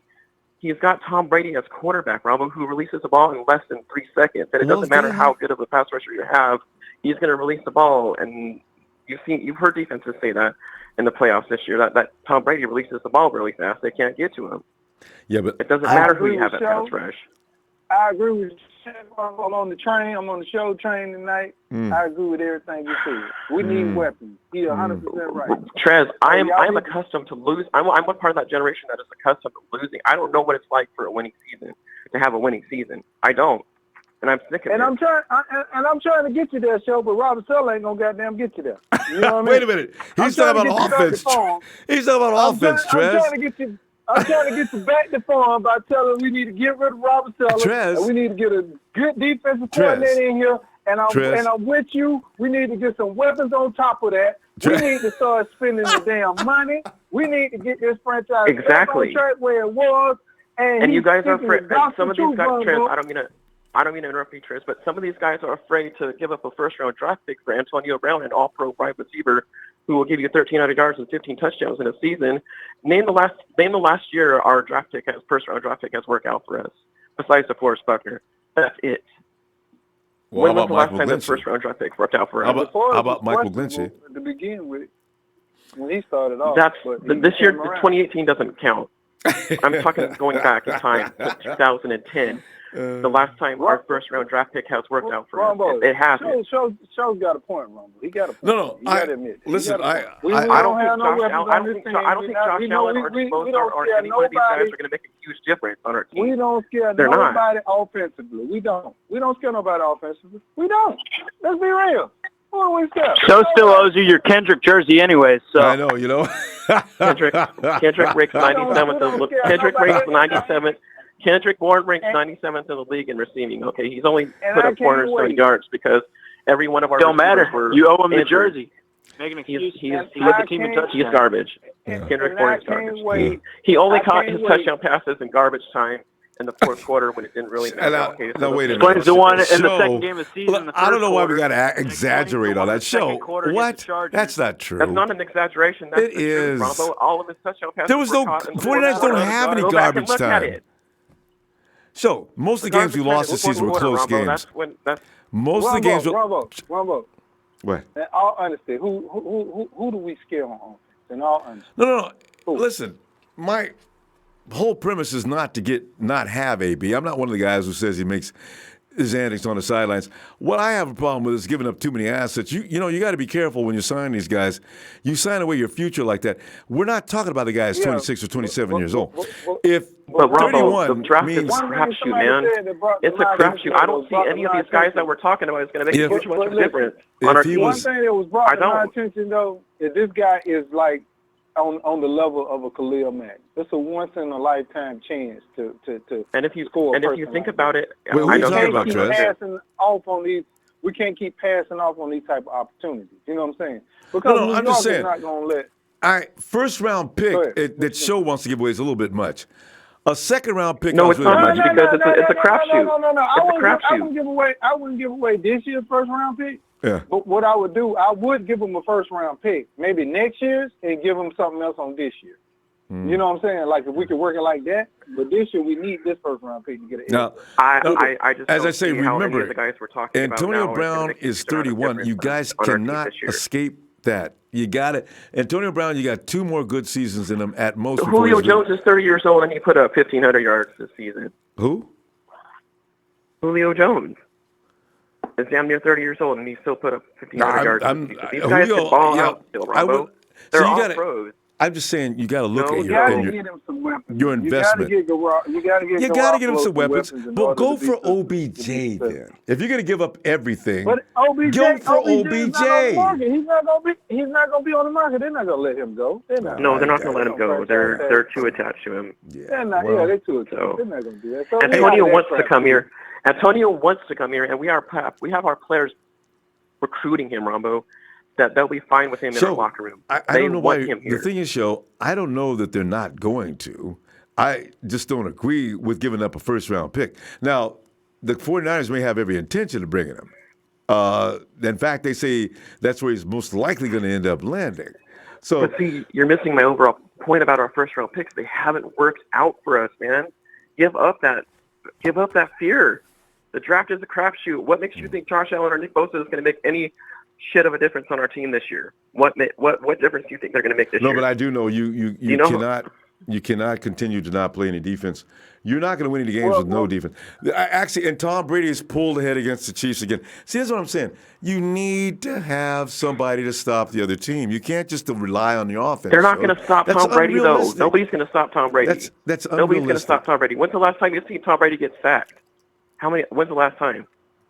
No. What I'm saying is, you give yourself absolutely no chance if you have no defense. You're not going to beat. Who are you going to beat? Look at I'm not saying you don't need to have no defense, but you're saying don't spend any time, money on it. Don't use this. Now you're saying don't get Bosa. That's not going to help you any. You're one-sided. You allocate your money to both sides of the ball. I'm not one. So are you guys. All you guys talk about is pass rush. Because we haven't. Just like you said in your lifetime, you've not seen any winning.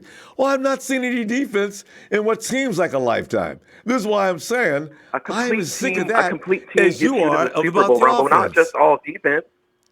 A complete team gets you to the Super Bowl. What Show is saying, Ronbo, if you get rid of that sorry-ass defense coordinator we got, right, you can give up that number 1 pick. That is not what Show is saying, That's and you can work with the talent that we have, and then we can give up that number 1. And just find us an edge rusher in free agency, and then we can be on our way. That's what Show is saying. Yeah. So, and if you look at it, all of our draft stars have come out of the later rounds to begin with. I mean, why are we so afraid to give up a first-round draft pick? You know what I mean? So I see something else. The first round pick is definitely used for defense.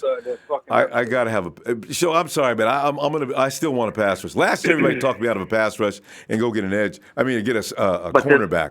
This year's draft is stacked with pass rushers. Well, it is stacked with pass rushers. Bring one to me. You know what, Joe? Once I start seeing the 49ers hurry up a quarterback, I may even join you. Give me some more offense. I mean, Montez Sweat is projected to go in the second round, fall into the second round. That is a really good pass rusher right there. Jalen Ferguson is projected to fall into the second round. That's a really good pass rusher right there. Jalen Meeks out of Oregon, the pass rusher, he's really good too. Well, show, I'm on the train show. I'm gonna get out of here. I'm on the show train tonight. I've always got your back too, Drez. You know that. All these other fans, so-called 49er fans that's riding with Ronbo saying that we need to keep Robert Saleh for one more year. I'm just taking down names. I'm taking names down because I'm coming back on every last one. Yes, Drez is taking. He's keeping records. Drez, you keep those records. You watch next year as the 49er defense becomes one of the stingiest defenses in the NFL. And I got news for both you guys. Nobody's going to stop Kyle Shanahan from scoring. Nobody, no matter who he's got out there. But they can stop him from winning. Yeah, well, that remains to be seen. If he's got a defense, what our problem was this season. Nobody's stopping Saleh. You guys keep saying he can score points, but we aren't winning because we have no talent. Well, that is the bottom line. If I had a defense, I think I'd have an argument for you, but I don't have one. So, if you're losing games 27-23, your argument's got holes in it. But listen, tell you what, let's continue this tomorrow, and all right, we'll pick it up where we left off. we just have a huge disagreement. I love you. All right, shout out to everyone. Shout out to all the haters and the Chapboard Warriors, and shout out to the Nighthawk Fan Club. All right, y'all have a good night. Nice show. I'm sympathetic toward his situation. I mean, he wasn't around for any of the winning football teams, and he thinks the key to it is to fire up the offense. And I understand that, but he's got to understand defense is going to continue to win championships. And when I look at what's going on with the Chiefs haven't scored less than 25 or 30 points all year. Look what the Patriots are doing to them. You've got to stop people. We got on the phone? 24-21. There's 3 minutes left, and God almighty, Tom Brady's on his way back to the Super Bowl. Okay.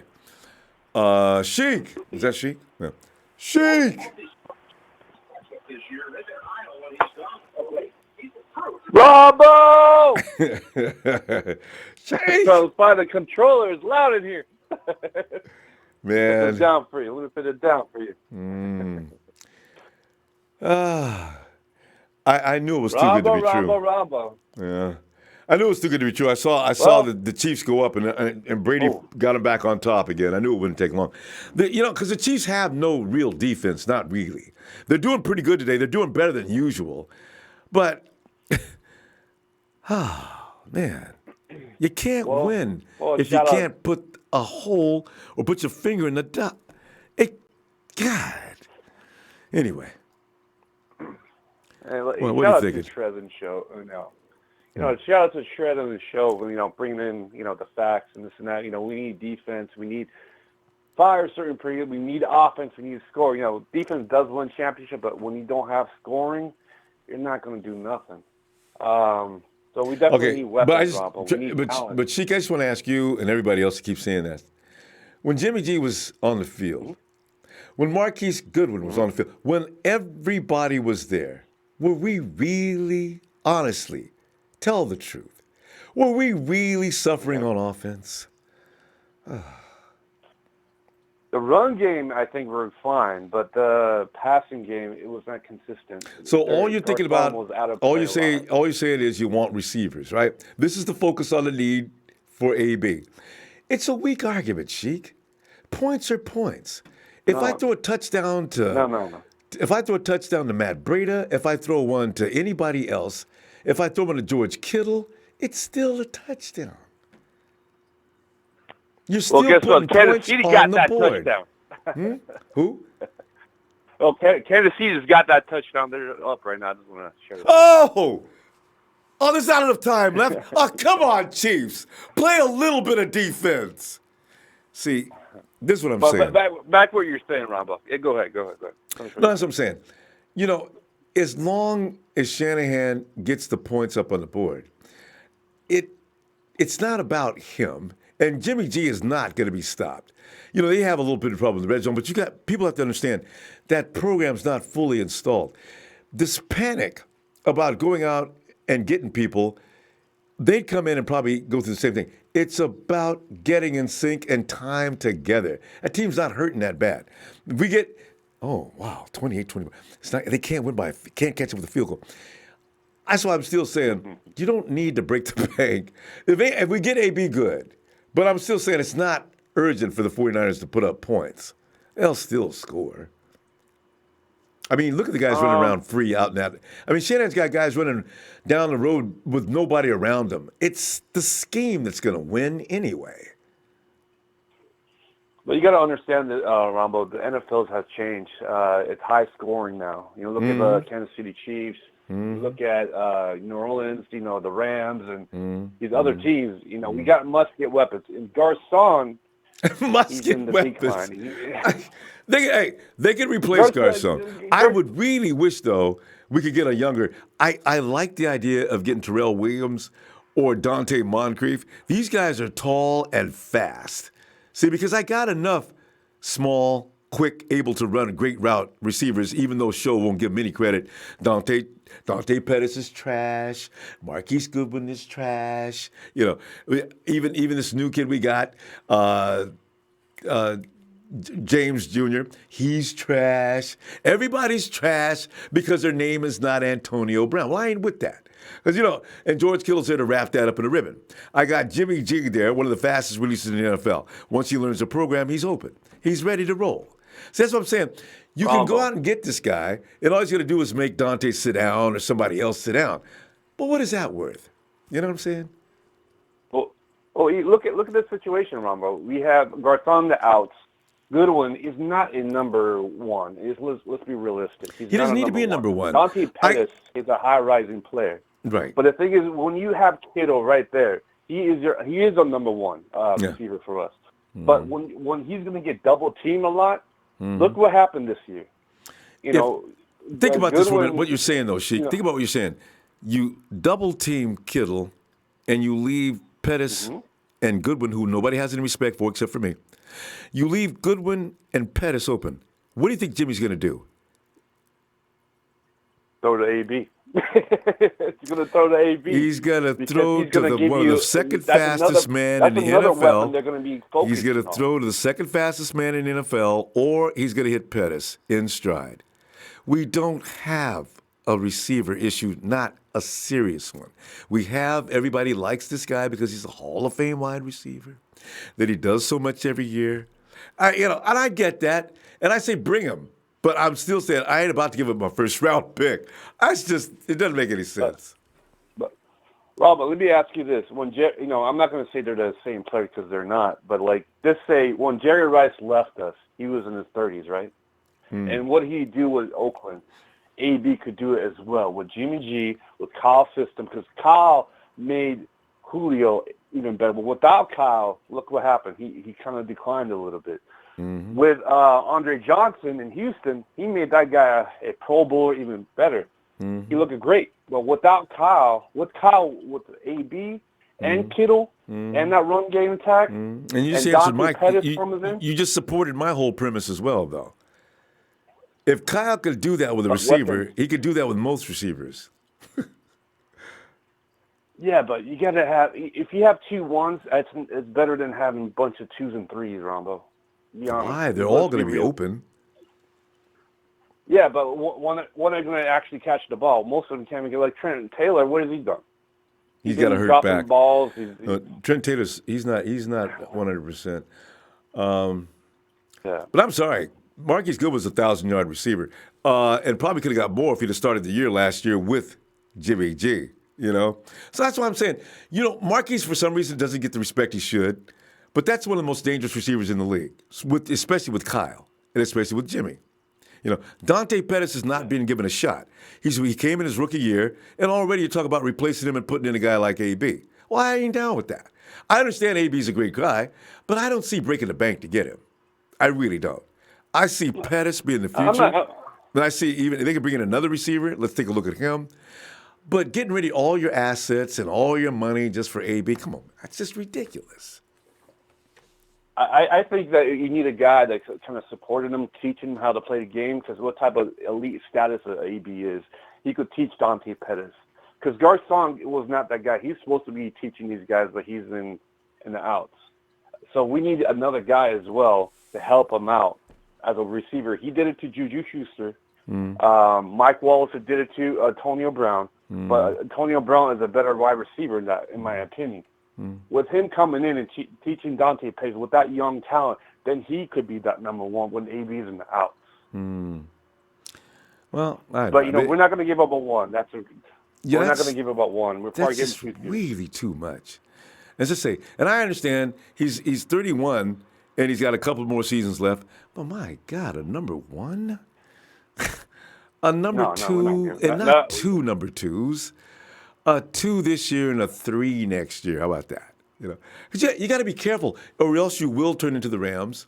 The Rams got a window of this year and next year, and that's it. If the Chiefs beat the Rams, oh my God, I got my team. They got 54-6. Come on, Chiefs! Sheik, you're watching. Who's got the ball? Oh, the Patriots have the ball. 54. They're doing under a review, I guess, on my side. The Patriots hit the ground, so it should be incomplete.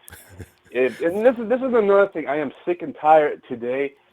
The refs are missing. This is a rigged situation. I am beyond disappointed in this freaking the NFL. Whoever's doing New York, they need to get fired. They need to get fined because what they did today, many times. Even with that ball that got, what was it, a kick return? I think it was Edelman, I believe, or Hogan. I don't know who that was. Because I can't see it. That was earlier today. And it hit his thumb. So it's like, and they say, oh, no, he had possession. No, he didn't touch the ball when I went at it. They have misplayed so much. I think New York, those guys, whoever is doing, need to get fired.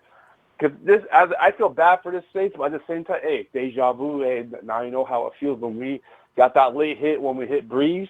If you remember that, Ronbo? Yeah. And now, and that's why it's hard. Like Trez said, it's hard to feel sorry for the Saints, but I don't like the Rams. So that's my problem with that. Yeah, you cannot.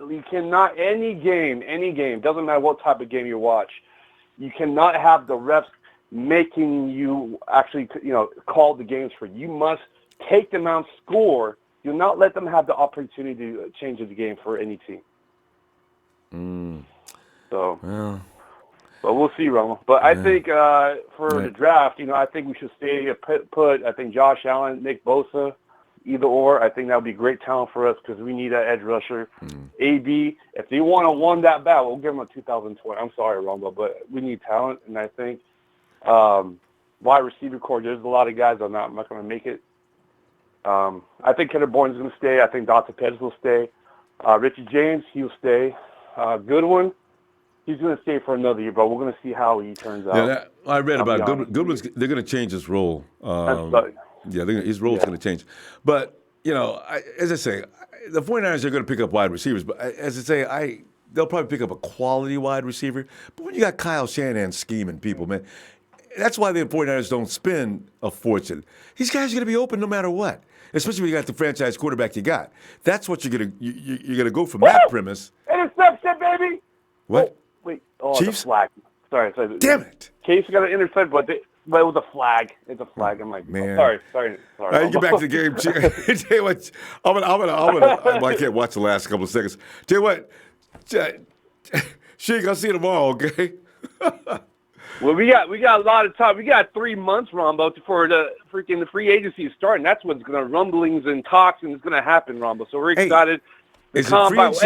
Free agency is 3 months after the combine. Yeah, it's February, March. No, sorry, 2 months, right? 2 months. March 13th. So that's actually 2 months. So 2 months. And please, guys, whoever's listening, DVR the Senior Bowl practice on NFL Network. Josh Allen's not playing, but you can see this talent like actually Jalen Ferguson, Montez Sweat. There's other guys that are available. You just go watch those guys. And there's a guard is Bua Benzico from Wisconsin. That's another guy. Good, easy. But anyways, Ronbo. All right. Maybe we can strike gold twice and get another great offensive lineman. All right. See. Yes, that's key. All right, bro. Faithful! Hit that like for Ronbo Sports, best place to be. Sub, share. Ronbo, you're the man. Shout out to the Night House Fan Club and the Trez Show. Thanks, Love hearing you. Sheik. You guys have a good night. Oh, man. And honestly, don't get me wrong. I like a solid offense. I just don't want to give up my draft picks. You know what I'm saying? You can pay what you want. Draft picks are very valuable. That's the commodity you got to be careful with. Give up a second-round pick, okay, because you weren't going to get anything better than AB in the second round. But the first-round pick, and I don't want next year to look up and I ain't got no players, I got no draft picks, I look like the Rams. We ain't got number 6th round and 7th round picks. That's gonna bite the Rams in the ass, I guarantee you. Hey, Tyler. I said when the Chiefs scored, they gave Brady too much dang time. They need to. What? What were they doing? They were like literally they just kept on throwing and throwing the ball. It's like run the clock down. Are they still throwing the ball? Morons. They're not. Well, the Patriots are like 5 yards away from scoring with 42 seconds left. Damn! Game over. But the Chiefs just called timeout. So if the Patriots score here, then the Chiefs will get a little bit of time. So the Chiefs don't have any running game at all. They can run it a little bit, but I'm saying they needed to run it. Like, run the clock down. Then, Who's the running back for the Chiefs? Since they lost Kareem Hunt. He's okay. Oh. Okay, the Patriots just scored. There's 39 seconds left, and the Chiefs are getting the ball. They're down. They're going to be down by 3 if he makes his kick. So they need a field goal to win. Well, to tie it up. So watch this game go to overtime too. It's 30-28, but they're about to kick the extra point. Yeah, let's see. Okay. Man, that's so sad. And 30-something seconds. It ain't over. 39 seconds. And Tyreek Hill, man. 39 seconds. You forget about him. Yeah. A miracle win for the Chiefs. You're right, though. They should have ran the ball. That was just stupid. You got to get rid of that clock. Yeah, they scored with 2:03 left. It's like, what are you doing? Kill that clock. You know, at some point you have to wonder if Andy Reid is the answer. Now, Andy Reid is a genius when it comes to X's and O's, but he sometimes uses poor judgment. God. I don't know. Anyway, are they cheating? Bad. Are the refs determining the game? Well, I think that there was that one play where it was like a punt return and it bounced off Edelman's thumb, and the ref said it didn't touch him. When the Chiefs returned it for a touchdown, but the refs said that it didn't touch his thumb. Okay. Anyway, Tyler, as you know, Trez has came in tonight and he's campaigning for the do not hit like on Robert Saleh. And also, as you know, we're concerned about the trenches with the guard and also the defensive attack. And then Show comes in and says we should give up everything we've got in order to get Antonio Brown. So, you know. Here's the thing. Yeah. If Antonio Brown plans to play until he's 40 like Jerry Rice, I say go get him. But if he doesn't, don't go get him. Yeah. And, you know, as far as wide receivers go, I said Dante Pettis is going to break out. He's going to work out with Ocho Cinco. I read about that. Yeah. Yeah, and also he's got to gain a little size. Like the way he runs routes, like when he, like at the beginning of the season, he was making some plays he wasn't even starting. Okay. I know. And then he got hurt against the Chargers. He wasn't even starting that game. Yeah. But then he came when he actually got to start. Most of the games he played, he had 100 yards or at least a touchdown. Remember the Viking game when nobody else could do anything? Dante did. Yeah. See, that's what I'm saying. People, and Show's ignoring Dante. He thinks nothing of him. We need some more help. We don't have anybody. All we got is George Kittle. That's not true. Who do you think George Kittle was last year? He probably thought that George Kittle was nothing last year. All right, Show. Yeah, Show, tell us, what did you think about George Kittle last season? You got to give these guys time. They just got into the league. See, they don't understand, man. Shanahan's players in the second year, they get seriously better. Just like Matt Ryan went off in his second year. And that's the way it works. You don't need to go out and pay $25 million for a wide receiver. It's not necessary in Kyle Shanahan's system. Guys are going to get open no matter what. So, that's I why don't think we'll see another. I don't think we'll see Jimmy play like he did against Minnesota for a very, very long time because he was just part of it was probably a little bit of confusion. Yeah, also, lots of confusion. It's also a feeling out process. Yeah. Week 1. Oh, great throw. Okay, midfield. They need midfield. They're going to clock it. That was a great completion there. To who? They're Was around that Tyreek? midfield. I think it was Tyreek. He made a diving catch. Well, they really want that game. And how's That wasn't Tyreek. That was his running back. See? Spencer This is Ware. what I'm talking about nowadays, too. Your wide receiver is not your biggest weapon anymore anyway. It usually has something to do with the guys coming out of the backfield. And when you already got Jerick McKinnon and Matt Breida, you've got Jerick doing weird things to everybody. You got Dante, you got George. I don't know why there has to be all these extra people that everybody thinks we're not going to score any points. I don't get it. Think about it. We were so handicapped on offense, and that didn't stop us. We weren't miserable on offense this year. We were so handicapped. Yeah. And yet we had one game so we many didn't guys score. out. And that was after Ramon Foster screwed the team's head up. He caught that it. night. He caught it. They're in field goal range. They got to clock it. Oh, there's flag too. 23 seconds. They should catch. run one more play. That flag better be on the defense. If it's not, I'm going to be pissed. Oh, Please be on the man. defense. Anyway. I'm going to laugh when they go, there is no flag on the play. Yeah, they do it all the time. And they explain it. There's no flag on the play. I accidentally dropped it. Second Offside down. on the defense. Penalties decline. They're in field goal range. This one's probably going to go to OT also. But they might take a couple shots at the end zone, though. If they get it in the end zone, man, I'm going to lose my mind. They should. You got Tyreek Hill. Get him out That there. was an incredible throw, incredible catch. You see? That catch was by a dude that's not even one of the main guys on offense. So I don't even know who he is. This is what I'm talking about. It's not necessary to pay $30, $40 million for a wide receiver. I just don't get it. I don't mind giving up a second-round pick, but, $20 million is it. What are they going to do for Goodwin's role? What did you hear about them changing his role? They're going to change his role, and I suspect it's going to be that type of thing where they go in and use Goodwin to take advantage, third down plays, things like that, where he's going to have to draw a lot of attention. And whether people want to believe it or not, Marquise Goodwin draws a lot of attention when he runs out on the field. So, and Tyreek Hill. Now, Tyreek Hill is like the opposite. He doesn't get hurt. But still, that is a scary, scary element when you got 4.2 speed. That's just, what is the team going to do? When we get these new strength and conditioning coaches, I want them to buff him up, man. See? Like he may run a 4.2. He might be a tad bit slower from gaining more muscle. Yeah. But who cares? But only a tad. Like he's got to get stronger. Yeah. And the whole team's got to get stronger. Marquise, if Marquise was the only guy going down, I could see the crying about Marquise Goodwin gets too hurt. But look at the whole team got hurt. All the defense and half the offense. It's not just about Marquise. We finished 13th in total defense. We were 25th in total defense last year.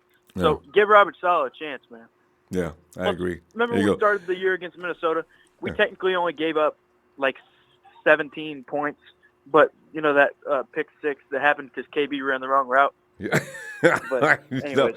You know what? He's on my doghouse for that one too, though. Tyler, we gotta go. I tell you what, go ahead and enjoy the rest of the game. Jimmy's mouth too. Yeah. Go ahead and enjoy the rest of that game. God damn it! Yeah, I know. He was pissed, wasn't he? Yeah.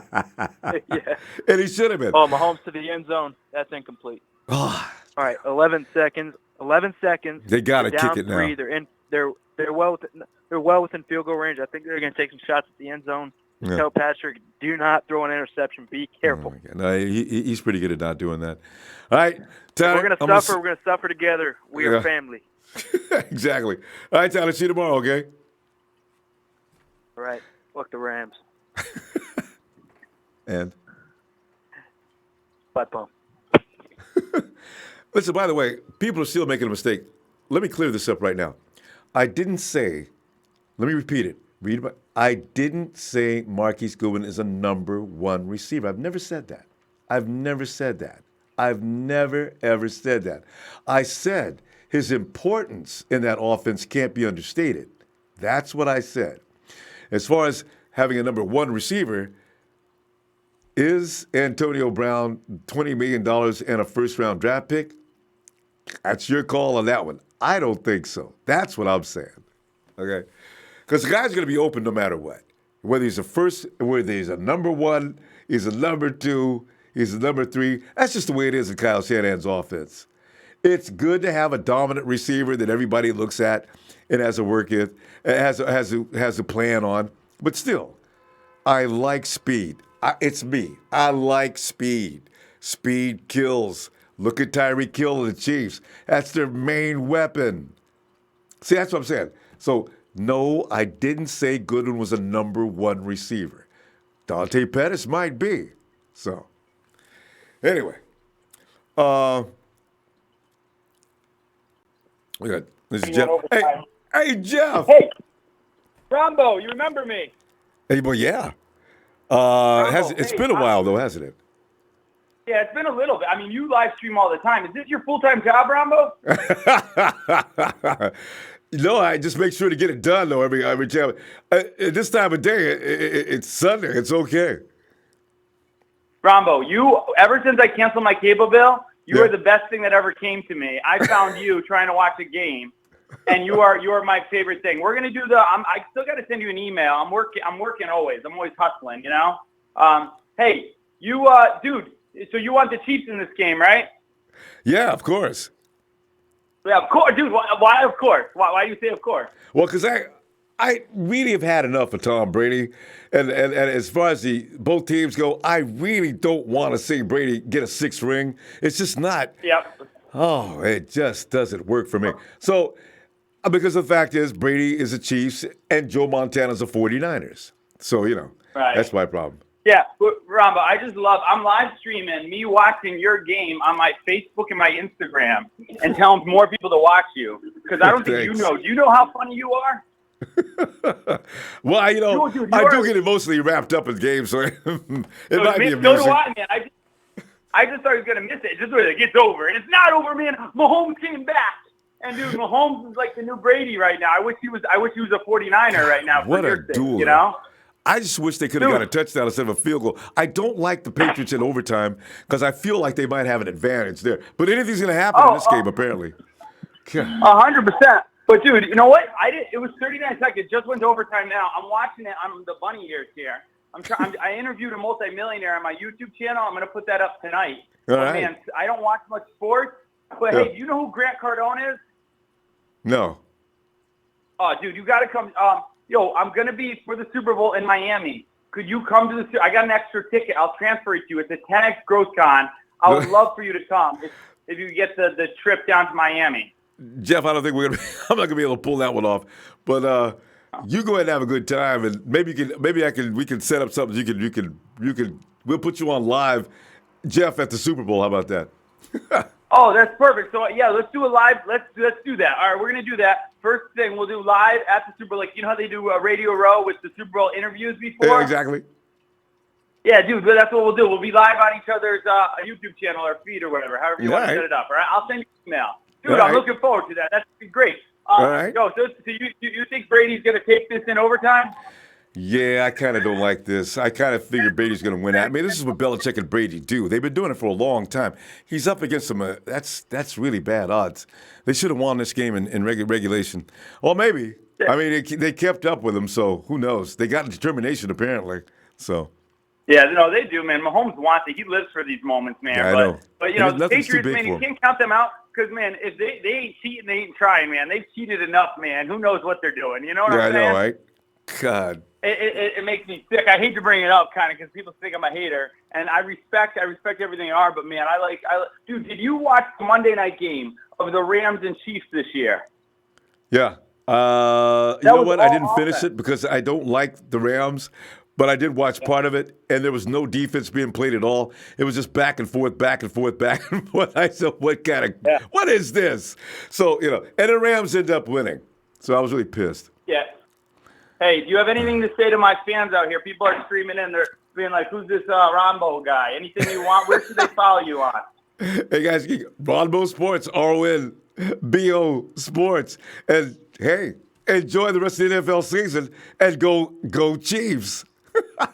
Yeah, Coach. All right, Ronbo, we got to get you paid, man. You're not getting any sponsorship or any money for this, what you're doing? Not really, no. Oh, Ronbo, my mission, anybody who knows JeffJCunningham.com makes more money. So now you came into my life, I'm going to get you some money, man. We're going to figure out some affiliate deal, something to do, all right? All right, Jeff. Let's talk later then. And, okay, I'll see you through email. All right. Chiefs winning overtime. Hey, are you even watching this game or no? No, I'm gonna watch it a little later.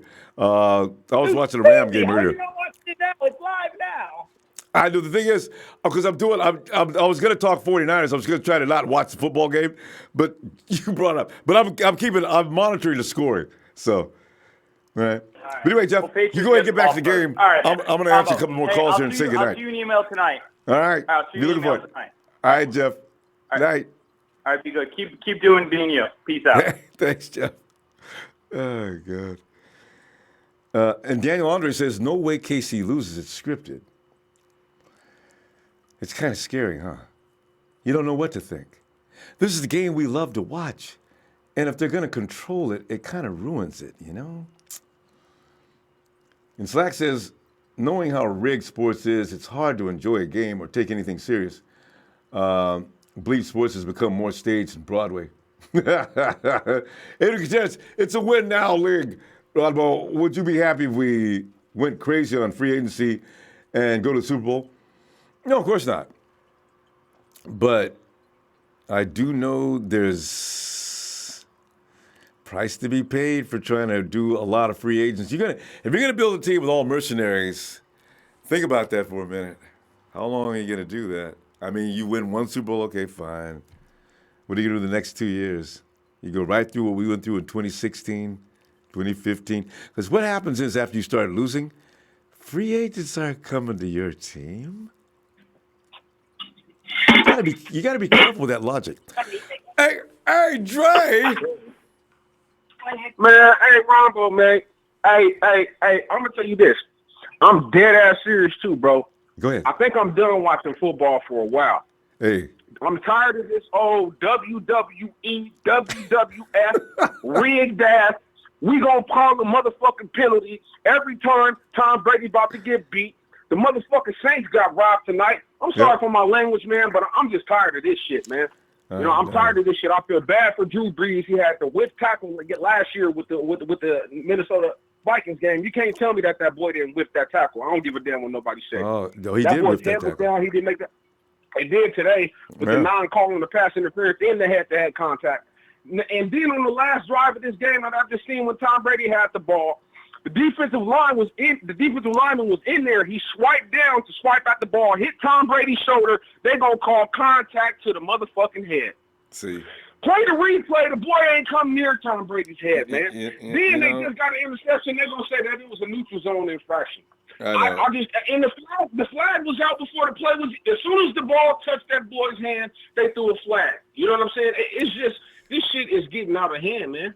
It's getting out of hand. It's like the Golden Boys always get protected, Drake. You know this. That's the way it goes. Joe Montana ain't get protected. That was before Golden Boys. You know what? That was back in the day when they allowed people to kill the quarterback. And then they came up with these rules, protect the quarterback. And poor Joe, it's too late for Joe. See, and that's why Brady's playing until he's 40-something years old. Joe never would have survived 40-something years old. Man, bro, and it's like you can hear it in the announcer's voice.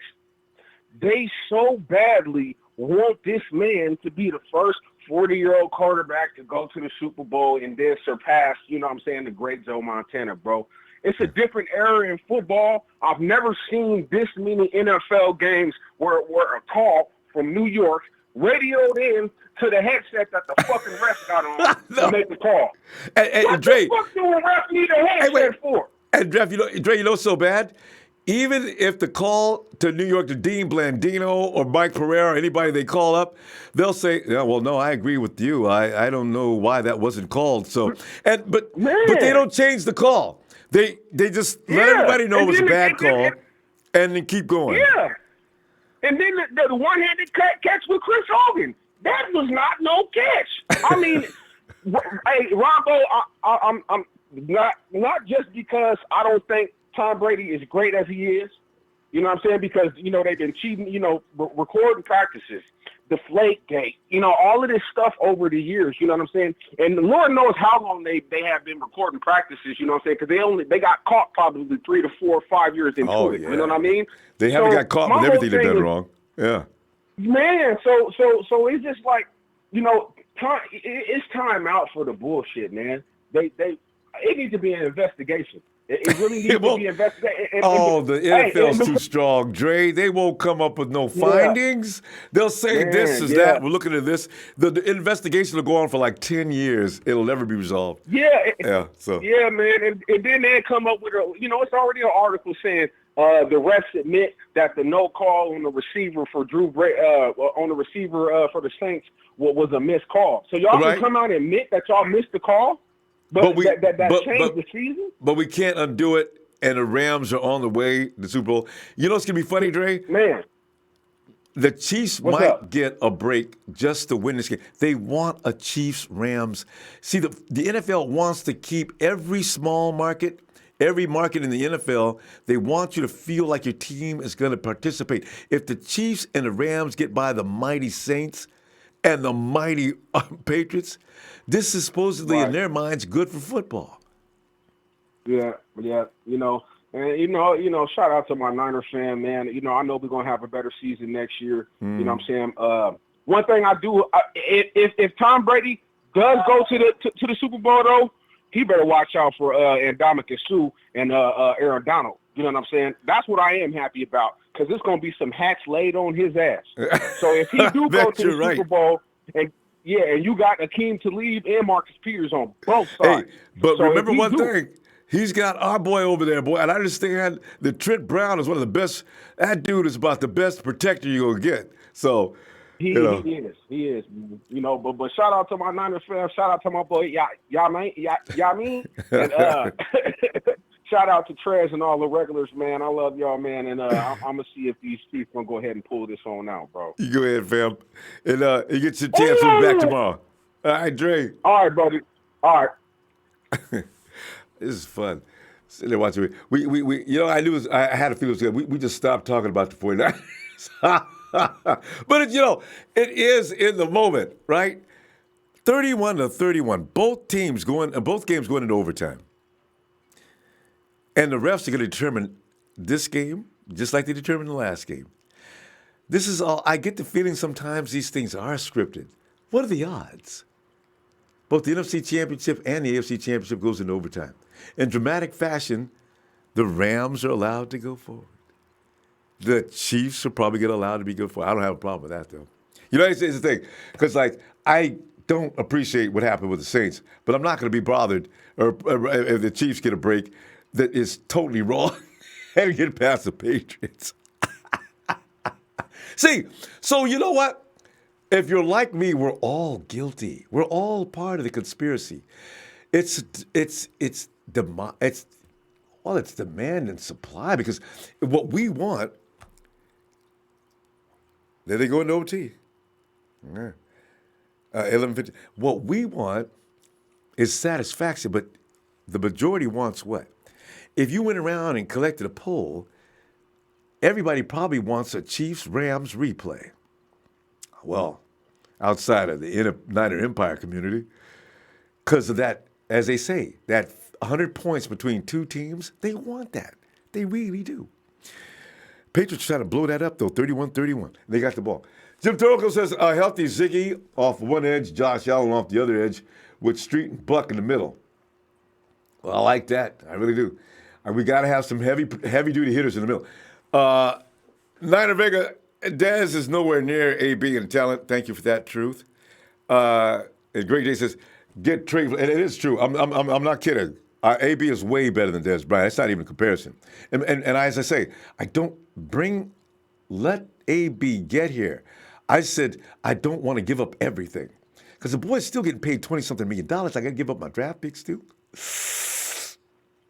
He can get a second-round pick. I'm still got no problem with that. Donabell says, getting my free tickets for all Super Bowl happenings. You guys know I live in Indiana, and they're giving out all kinds of swag, merchandise. I want Chiefs to win. and went tired of cheating Patriots. Donald, we all are, man. Don't let the Chiefs lose this game. Oh, and let's see here. Great Day says, get Trey Flowers, Earl Thomas, Nick Bosa, or Josh Allen. Then on offense, sign Antonio. I thought we did this one already. Yeah. Oh, I like that. Earl Thomas, Nick Bosa, and then get AB too. You know what the 49ers might be aiming to get that too, because I'm not sure what Earl Thomas would be asking for, but I'm sure Richard Sherman would talk him into something of an incentive package, because Earl knows what he's capable of. If you can get both Richard Sherman and Earl Thomas on incentive packages, they can earn their money without hurting. See what I'm saying? Patriots got 37 points. They did that right quick, didn't they? This is why I didn't want an overtime. I knew they were going to do that. All right. And Coach says a person is our weak link on the offensive line. Garnett will cover that. Maybe we bring up a young'un for Tomlinson in case he can't go. But his injury is not as serious. He should be fine. I think so, because they said Tomlinson will be, that injury will be probably, it wasn't ACL, it was MCL, so it's 3 months. And Gosset says really over all this excitement about the Jet. First off, he looks like poop in preseason. Second off, he's coming back from an injury that really affects his skill sets when he was number 3 with the Vikings. Yeah. I think Go High. The thing is, I don't think the Jet fit the same. Vikings run a different offense, so I figure that's probably something to do with it. If as Kyle's got a plan for this guy, and I got to feeling Kyle knows exactly how it's going to work and the outcome of it and all that stuff. But I understand what you're talking about. He has got a history that's going to make you love him. He needs to come in and prove some things. Dustin May says, do you think the O-line needs any adjustments? Offensive lines need time together. That's what makes an offensive line strong. Now, what happened in Indianapolis is really unusual. They seem to click right off the bat with Quentin Nelson. But you know what? Their talent is so good. Quentin Nelson is just so good. I mean, Nelson's got flexibility with all that strength. Did you see that replay on TV? I mean, Nelson, I don't know who it was. Who were they playing? Was it a Chief? Who was that they beat up the first round? It's one of the Orioles, right? Nelson's got the dude up in the air. The dude is trying to reach over Nelson. Nelson looks like he's bent back about a half a foot. Dude is just holding. They don't build offensive linemen like that anymore. Nelson is not real. You can find a couple of those. Now you're talking. If Nelson and McGlinchey, if we could have got them both, oh my God. Oh. Whew. Eric Smith says, I'm sorry. Dustin May, do you think I just answered that one. It's time with offensive lines, as I say. You need good material on an offensive line, but sometimes these guys start to work like one unit after a while, after they get to know each other. This is why the Dallas Cowboys were so good that year that Dak and Zeke went off. They've been working together so long now, they know how to cover each other. They know his assignment, I know his assignment, I know what my job is. We work in sync because we've done this. Repetitions is what the offensive line is about. You can't do that with keep adjusting all the time. You got to find a group and get them to work together. Even McGlinchey was proud of the fact that his offensive line, they had lasted all year together. This is a step forward. Going to season 2, it's another step forward. Year 3, now they're a force to be dealt with if they can stay healthy. Offensive linemen have a lot of trouble with that, right? Michael Anderson, he will open the field more. I think what Shanahan can do then, come on. No, and as I say, nobody's saying don't bring AB. Somebody's saying don't spend every last thing we got, including money and picks. He is 31. That's just the fact. Eric said, as long as we got a pass rusher, I know, that's what I'm talking about, Eric. I want the other team to keep my offense on the field all day. And then I ain't got to worry about a thing. Not with Kyle Shanahan. Gabby Lane says, Ronbo does hype us up. Has been for quite a few years, and not much has changed. The slightest change, and we are considered a super team. With Hoyer suggested 7 wins with our shit roster. I wasn't the only one. A lot of people thought that roster was going to do better. Man for man, they weren't that bad. Hoyer was bad, though. But if anybody thinks that's a shit roster now, I just think that's kind of ignorant. That's just me. Jonathan Rose says, hello, faithful. I love who we have. Just got to go in healthy. And that's the biggest part of it. See, a lot of people are making judgments on a team that was all beat up. You can't do it. Any team in the league, if they're beat up, they're not going to do well. That's just the name of the game. The other says, wait, let me get these numbers. 16, 30, 27, 27, 18, 30, 10. Oh, are these the games? 16, 30, 27, 18, 30, 10, 15, 34, 23, 9, 16, 20, 26, 9, 32. You know what? We got 2 single-digit games. 1, 2, and a third game with only 10 points. Yeah. See, damn, that's a lot. I didn't even know we had that many games in the 20s. A couple of 30s. Really. And that's without Jimmy G in that latter part of the season. What am I talking about? After game 3, 27, 18, 30, 10. Was that the break? Against Tampa Bay, 15, 34, 23. That must be the break right there, 9 against Tampa Bay. 23. And that was with CJ in some of those games too. 9, 16, 20, 26, another 9, 32. So I'm saying, with Jimmy G and these guys knowing what they're doing, I understand the pain and the glory of having a guy like AB in there, and I want him. I just don't want to pay a certain price. That's my stance on that. Yeah. Oh, points we gave up. Yeah, see, here we go. Now, here's the tail of the tape. These are points we scored. 16, 30, 27, 27, 18, 13, 30, 10, 15, 34, 23, 9, 16, 20, 26, 9, 32. The points we gave up. Wow. 24, 27, 38, 29, 28, 33, 39, 18, 3. Best game, was that the Raiders? 27, 27, 43, 14, 23, 14. Those games, I think we won those games. Those 14, 14. Defense, again. There's the truth exposed. 48 points to the friggin' Rams.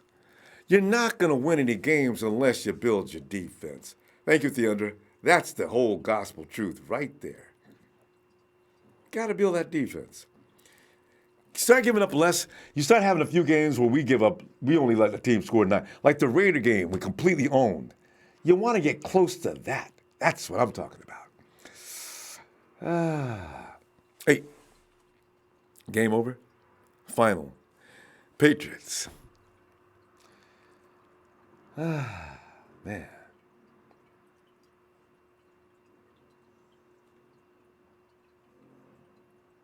It's a sad day in Mudville. All the experts were wrong. Most of the experts picked Saints versus Chiefs. Even Cynthia Freeland, and she's been right all year long. She didn't know the NFL was going to take over with the refs. God dang refs. Hey, but you know, last year, for the first time, I didn't even realize this, but the refs get evaluated at the end of the year. And if you really suck, they won't let you back in. They'll excuse you.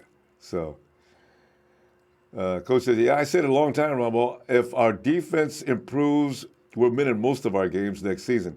It starts with a very good pass rush first. That's it. You can bring Antonio Brown in, and if you ain't got no edge rush, unless we play like the Chiefs, where you beat teams to the fourth quarter by beating them 48-40, it's just a bad situation. Granted, the Chiefs did win 13 games doing that, but their defense did get better toward the end of the season. The Chiefs did get a little better, not a lot, but they did improve just enough. But the Chiefs' main weapon was they were on the field all day. The Chiefs would be on the field running that offense in a long time. And that works for some teams, but not many. Well, I was kind of surprised at Baltimore because even after they got Lamar Jackson doing his thing, they still got beat. But they got a decent defense. I don't know what happened. They're a weird team. Yeah. Far side, 2 OTs and visiting team wins both. It's crazy. And Meko Doc says 2 teams cheated their way into the Super Bowl thanks to the refs. You know, really, the NFL took They really took a shot to their integrity today. Damn it. Yuck. Watch the Super Bowl take a hit this year. Nobody wants to see, I mean, a lot of people do not want to see this game. They wanted the Chiefs and they wanted the Saints. And we got the Rams and the goddamn Rams. Rams will win the Super Bowl. Fam, if there's any more controversial, I won't. It's hard not to mind, ain't it? Think about that for a second. Between the Rams, who we despise, who don't have any Super Bowls, you almost gotta hope the Rams win. What is this world come up to? Oh my God. I can't. Damn. Fam, please hit that like. Pray for the NFL, especially us. I'll see you tomorrow night on Raw. Damn. I can't holler, fam. You know what I'm saying? I'll see you tomorrow night.